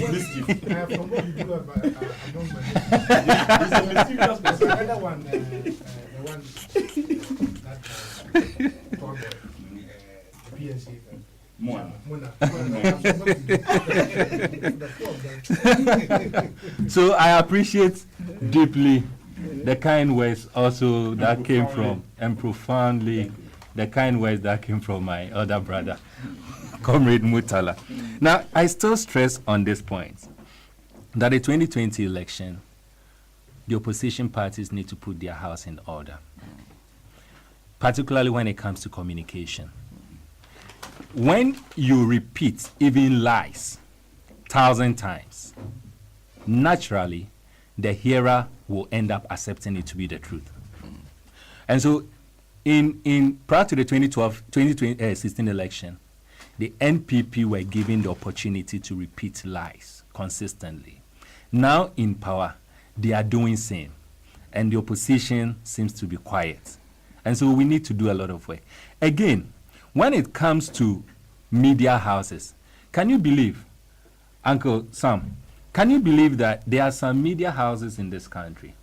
And of course, because we communicate and then we have the friendship and all that, some calls you and tell you that, Charlie, the reason why in recent time we are not giving you the opportunity to come and talk on our radio is because our managers are saying that when you come, you are too hard on the government. Mm-hmm. And I'm telling you, it is something that is happening, even to me. Mm-hmm. You understand? Now, I keep wondering, is it that we don't have, as opposition, we don't have media houses? If we do, how come the few media houses that are friendly to opposition, the individuals who made the anti-opposition media houses credible and popular, how come we cannot channel our energy to the ones that are our own? I know media houses that calls me and tell me they are struggling to get opposition members to come on board. And yet these are the same opposition members who are struggling to gain space in anti-opposition media houses. The other thing too is this. I am wondering who selects who to go and represent, particularly the NDCs, on some of these media houses. Because you listen to particularly some of these account speaking stations, and individuals who go there in the name of opposition party, they seems to be singing the praises of the ruling government. I know, but I'm just not able to mention the name. So who send people to go and represent the opposition? We need to change some of these things. Now, next week, I'm told the NDC is going to have their elections for the youth and the women. I wish them well. Fortunately, next week, Saturday, is my birthday. Oh, okay. And so I wish that they will give me a birthday pack by electing the ideal and the right persons. The one that is a bit worrying is the one that has to do with the flag bearership. I am wondering why the NDC is beginning to have over 10 or so members to go and contest. But you see, whichever way the contest will be like, what the electorate shouldn't forget is that the 2020 election, the campaign message that will come from the NDC will largely be based on the achievement of the just expired administration of the NDC. That is His Excellency John Mahama. I encourage the NDC electorate that whoever they choose to vote for, they should ensure that that person wins with not less than 80%, because we need to send a signal to the populace that we have a united front as opposition. Having said that, let me come to the issue, and that, as I said, will be very snappy. It has to do with taxes and taxation. Can I refresh our memory a bit prior to the 2016 election? Just one or two comments and promises, again, that came from this current government. One, Akufo-Addo, then a candidate, 2016 January. And this is what he said. I will scrap Mohammed's creeping tax regime. That was when he was before becoming president. Bawumia, the one who was described as a messiah. Expired Messiah. No, not expired. He's a false prophet. A false prophet. False prophets are those who come to say things that are not true. He's a lying prophet because he's still doing it. Now, this is what he said. June 2016, prior to the 2016 election, so he was still a candidate. We will repeal nuisance taxes. Now, the most interesting one I like best, and it also came from this same false prophet, Bawumia. Increasing taxes. And this he said prior to they winning the 2016 election. Listen, I like it very well. Increasing taxes is a lazy man's approach. This was what he said. And this is what the then candidate, now president, also said. These are the promises, the lied promises. Because when they came, they decided that they are going to increase taxes on everything and anything. And again, their strategy, which sometimes they make me feel like they think Ghanaians are fools and we cannot reason, is their strategy of elimination by substitution. Okay, I have this water, I have this can. I'll tell the whole public that I'm reducing taxes on this can. And we hail him. Quietly, they'll go and put a tax on this, thinking that we will not see. Now, yesterday I got messages on my phone from my providers. They were all telling me that effective 1st November, that is somewhere next 2 weeks, there is going to be an increment in the rates when it comes to communication. Then I started asking myself, can I really, I have never enjoyed and I've never liked this internet calls. So I started asking myself, should I start orienting myself to like internet calls? You know, so those are the things that comes in. Now, what we should know as a nation is that this tax that is being introduced through the telecommunication offices and companies, they are taxes that are not going to the telecoms. They are taxes that are going to the governments. So in other words, it is the government saying that we want to introduce some tax, but we don't know which avenue. If we bring it out clearly that we are introducing a new tax, the states and the people will get angry with us. So is it possible we can hide behind someone and do that, thinking that the Ghanaians will not see it? So they said, okay, the telecoms, look, all of you now, whether we like it or not, we've become so glued to our phones. Communication has become so key. You can't do anything without communication. And so can we get to these telecommunication service providers and then tell them that we want to introduce a tax, but we want to use their face for it? And that's exactly what is happening. Now, unfortunately, these telecommunication companies also say that, well, as long as it will not affect us, we can do it for you. So how do we do it? You tell us how much you want to tax. We will just send it to the consumer.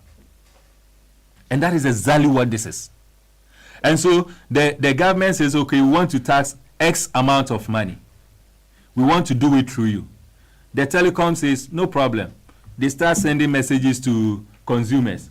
All of you, beginning November 1st, we are going to increase the rate at which we charge you when you communicate with us or through us. Forgetting that Ghanaians are discerning.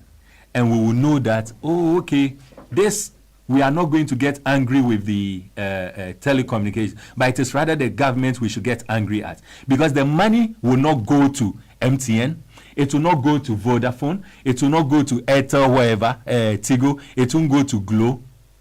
They just receive the money, and the money goes straight to the government. Now, I am asking myself, what has changed? Is this not the same government that told us that any government that decide to introduce, leave its management on taxes is a lazy government? What has happened? What has changed? Can we then describe this government also as a lazy government? The answer is clearly yes, because that is the standard they gave us. But you see, in all this, that is what I said earlier on. They promised that they are not going to live on taxes. They promised us that they are going to repeal what they call nuisance taxes. They told us that they are going to scrap creeping taxes.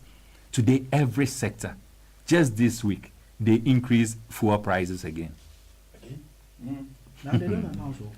Just this week, when you go and buy for fine arts, just this week,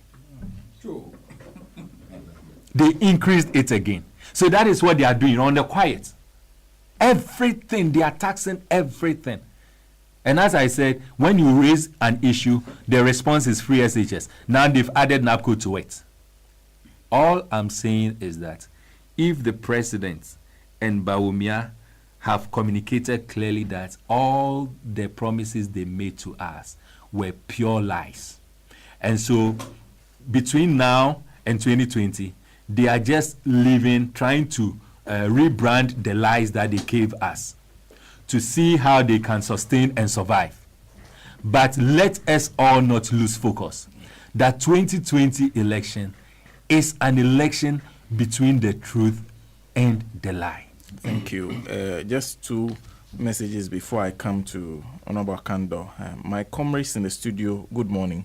You see, Nanado has nothing to offer this nation. My pain is to those shallow-minded pastors and civil society groupings who were on the neck of JDM even when he was building schools, colleges, hospitals, cheap compounds, markets, and what have you. They live to regret, as Nanado will be the worst president Ghana has ever had. That's from Hamza in Nima. And then rebranding and renaming of existing programs are nothing but lack of creativity. NAPCO is nothing new. It's just another version of national service. Ghana is hard. The achievements of GM in 3 years is incomparable to the achievements of any living president in Ghana. I'm amazed most media houses have become mumu. Chris from Achali Boshe. Honorable. Yes, now, before I even start, let me tell you this story about this rampant increment in fuel prices. I went to a fuel station and I was going to fill my tank. When I got there, I had to buy something from their mat. So I got out of the car and then I bought it. Now, when I got back, I didn't check the measuring, the meter. Yes, so I just drove off. So on my way, I realized that the thing was just down there. I mean, depending on the quantity I bought, it should go beyond that level. So I thought that the pump attendant had cheated me. So I kept quiet. So when I exhausted, so I kept quiet. In fact, I was actually going to tell the manager of that filling station that guy, they should check him well. So no, I gave myself some time. So the next 2 or 3 days, when I had finished what I bought the previous day, then I went back and bought the same quantity and it was exactly at that level. So these days, when they are increasing the prices, you will not know. You understand? That's the irony of it. Now, one thing that we should also note as opposition parties is that anytime the government has its back too tight against the wall, they will throw in some dust. So I was not surprised when I heard about this diversion of funds to establish or to build hospitals into political research, because actually that was a time Ghanaians were demanding answers from Bawumia and demanding what they have used, what they have borrowed for, and all that. So the strategy is to divert their attention. But as Mutala said, at that point in time, we should also be swift in our response. So I will set the records straight. And so we should also be very careful about that. And then another thing is that as General Asidun Ketia has always been saying, the MPP will insult you with the disease that is found on them. You understand? That is their strategy. They will first, because they know they are very incompetent, they will first tell you are incompetent. So it is also about time that we also expose them. Because in actual fact, if you look at an MPP person who will underrate you, cast a slur on your integrity, ridicule you, and two of you are given the opportunity to share what is in your head, you realize that he's empty. But he, because he's a member of the MPP, he'll be underrating you and looking down upon you. So it is about time that Ghanaians get to know the difference. We would not like to show off. I can tell you on authority that we have the best of lawyers in NDC than in MPP. But when you go out there, Ghanaians believe that they have it more than us. It's all about branding. Branding. Ghanaians believe that, and this is the truth. If you come to Parliament at the moment, we have the best brains in Parliament. Some of them are not talking about their mouth, talking about the silenced ones. Them people for Somaya, Honorable Amate, and a host of them. It's all about branding. You understand? That is, it's just branding. So these are some of the things we must begin to look at. And we should stop pulling our own down. We should have the spirit of projecting our own. That is very, very important. Very, very, very. If you don't do that, we will live to regret the kind of youth or future we will leave behind. We should protect the... You see, I always say it. When President Mahama and the late Professor Ahmed started something, when they were giving the opportunities to the young ones in the party, even our own members in the party, some of them were opposed to that idea because the MPP said we were inexperienced, because the MPP called us all manner of names. Today, people are praising the minority in Parliament because most of us had experience in government. Because we were given the opportunity to serve. Because we have done it before, because we've been in there before. So when we are taking them on, we know what we are doing. So if we start something and it's good, it is always the strategy of the MPP to try to cast a slur on it or to make it dirty, to make it unattractive. So we must be very careful. It is also because the opposition, particularly with the NDC, seems not to have so much confidence in themselves. And so they easily allow the MPP to set agenda, and they follow the agenda. Otherwise, how would someone like Abrone? Yes. Look at him. They set agenda, and the MPP, NDC, and sometimes I listen and I'm amazed. And so in fact, even within the MPP, when we were in power, they kept telling us that, look, what we are doing, we think that when we come back to power, we will learn from you guys. Now, as I speak to you, we have friends in them, and they are crying that they are repeating same mistakes. They come to their appear before Parliament committees, ministers. They bring, and you cannot imagine the kind of names they are having all over the country, and the questions we ask, and they cannot answer. When this fight, the man who was fired at the Ministry of Energy, Ejako, the last appearance of Ejako at the Energy and the Finance Joint Committee meeting, you have no idea. They asked him 3 questions, he couldn't answer any of them. And these are the men who were touching themselves. They have the men and all that. We vetted them. We know the education qualifications of some of their ministers, current ministers. They have the men. Let's proceed. Thank now. You. I thought you were ending. No. I'm not coming to that topic. I will give you a few minutes on that particular topic. I will add very, very soon. Yes, we are talking about the taxes in the telecom industry. I think that this is news because they have announced it. This has happened across board. Every industry, every company has passed it on. We said this thing.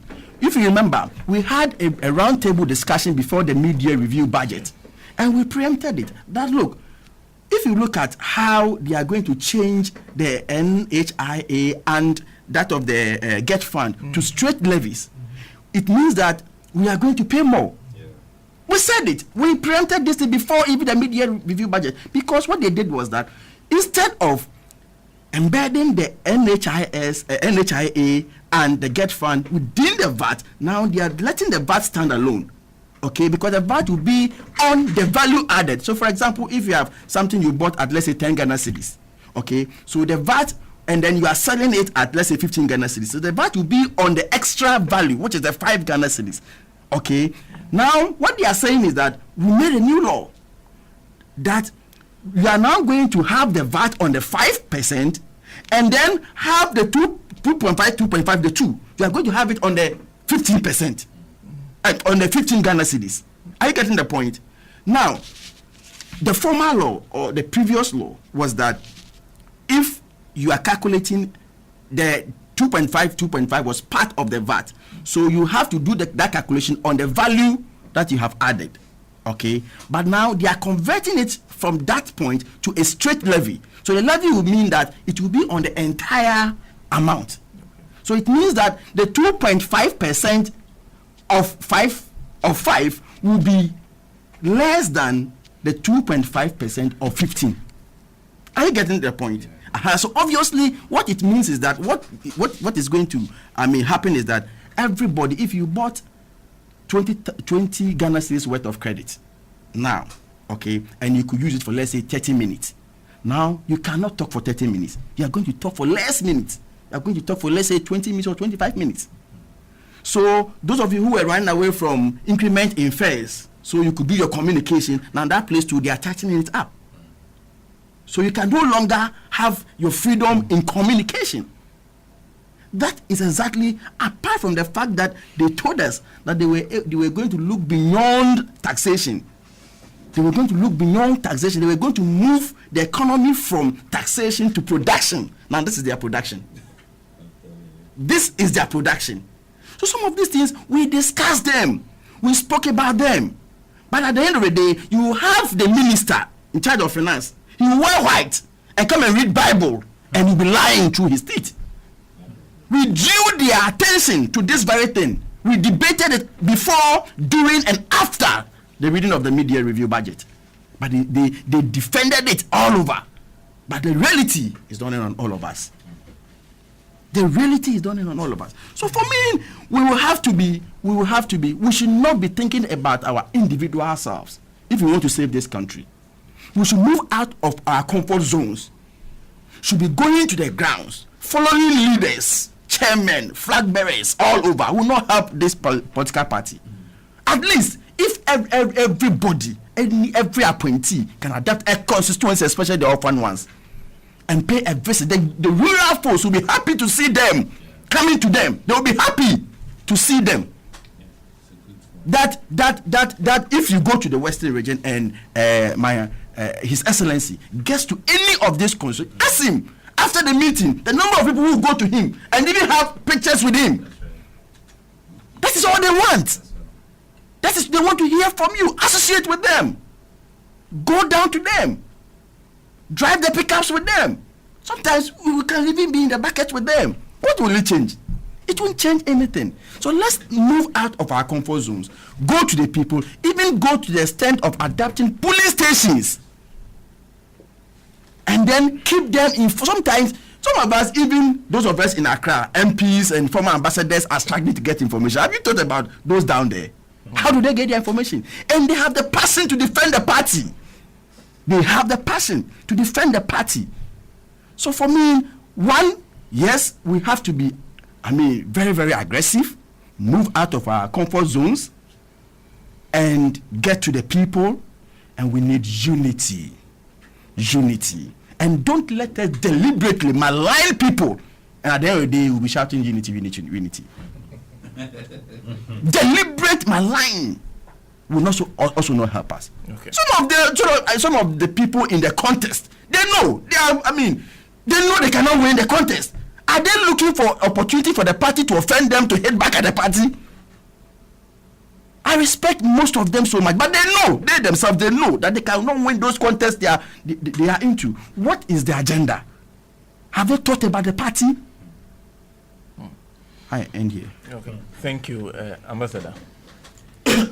Sana, I'm told President Mahama is at one feet now. if it's at Wamfie, and I'm asking Nana Akufo-Addo to go and arrest him.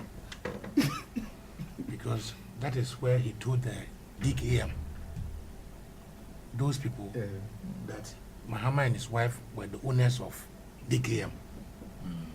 This matter will not be allowed to die because this was a private company that had gathered people's money, and then all of a sudden the money vanished.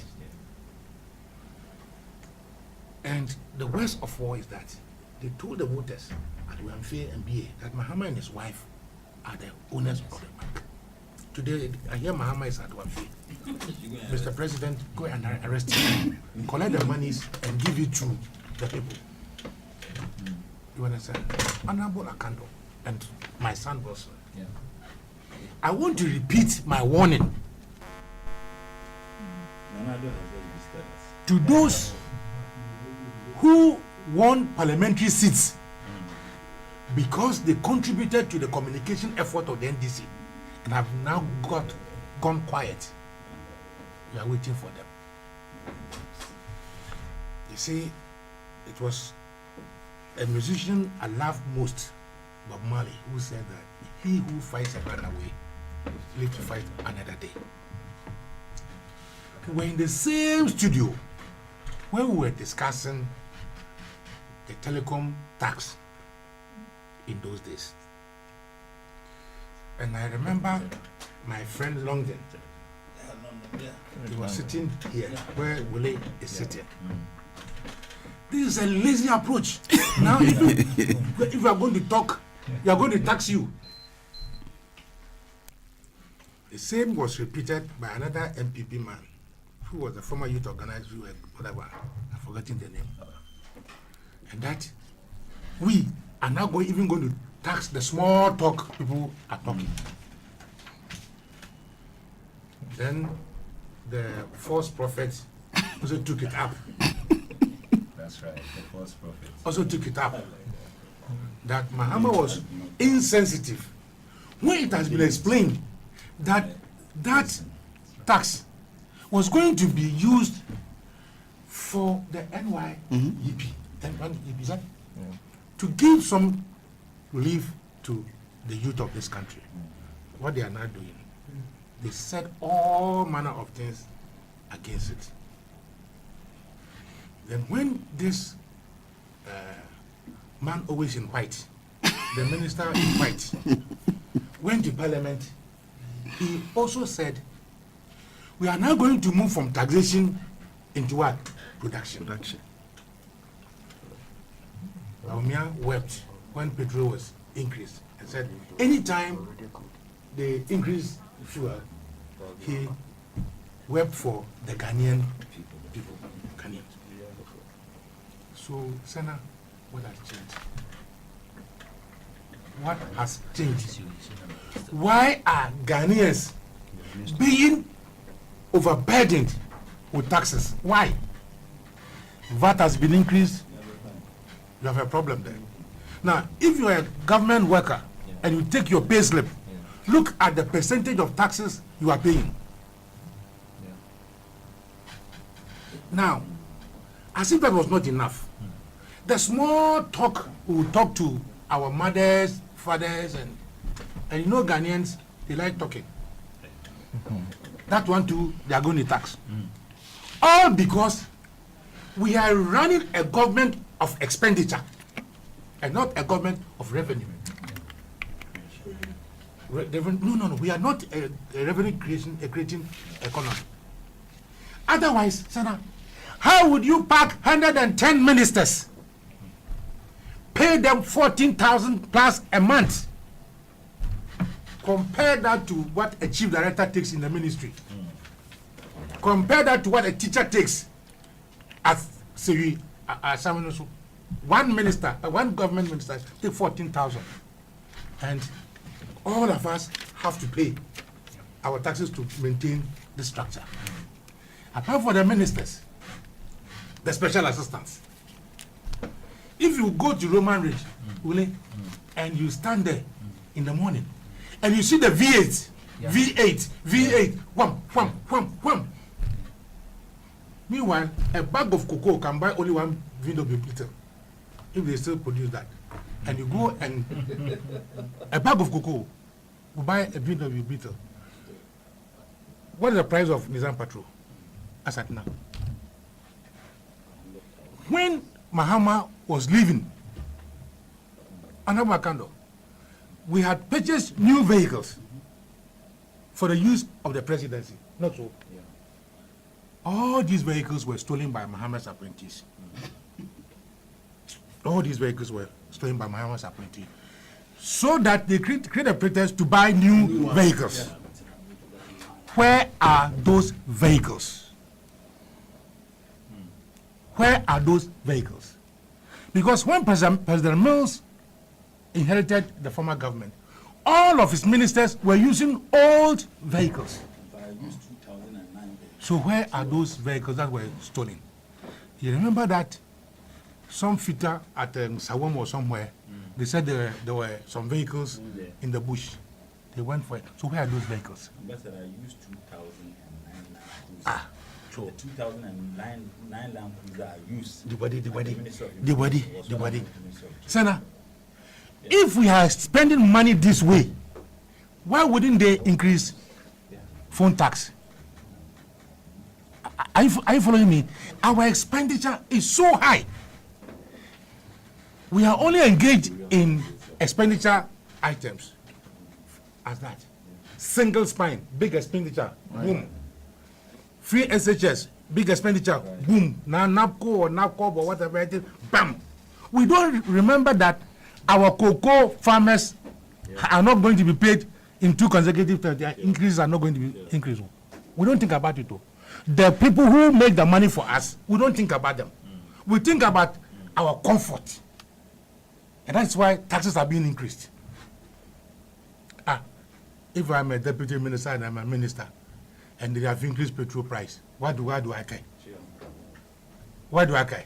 But the guy from Hiawa to Bogoso, Bodie, who has to struggle carrying his cocoa to the roadside, to take cocoa to the Asampani cocoa people, he's going to bear the brand. The phone companies are saying, look, thank you. You say you want us to increase tax for you. We will do it. They're going to do it. But you will hala. You will krum halo. You will krum halo. You will baby ala. This government thinks that they have won elections. They can divide us by tribalism. They can divide us by saying that they want to create a cathedral. They can divide us by saying that they want to divide our regions. Even when voter regions, some people are dissatisfied and they want to secede, the government is not bothered. You understand? Everything must go. Okay. But my hope is that the NDC will put its house in order. Because the social democratic agenda ought to be more attractive than property owning democracy in this country. Okay. Because nothing good has been exhibited by the philosophy of property owning. They talk really, do they talk about the private sector as engine of growth? How many private sector companies do we have in this country? That's right. Yeah. Why is it that they are NAPCO, whatever it is, they are not going to offload them into the private sector?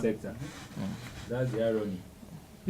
In the ministries now, if you go, 2 people are sitting by 1 table because of lack of space. Then you are going to add about 4 or 5 more people to the same ministry. Meanwhile, for the past 2 years, you have not sent any budget apart from salaries. So what they are going to do is that keep people in the offices, wasting electricity and doing nothing. Well, Ambassador, our time is spent. Our time is spent.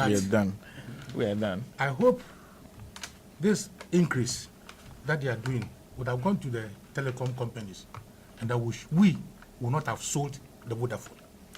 Thank you very much. And just a few messages before we go. And this one says, Senna, very soon we of Tor will soon come home to join the number.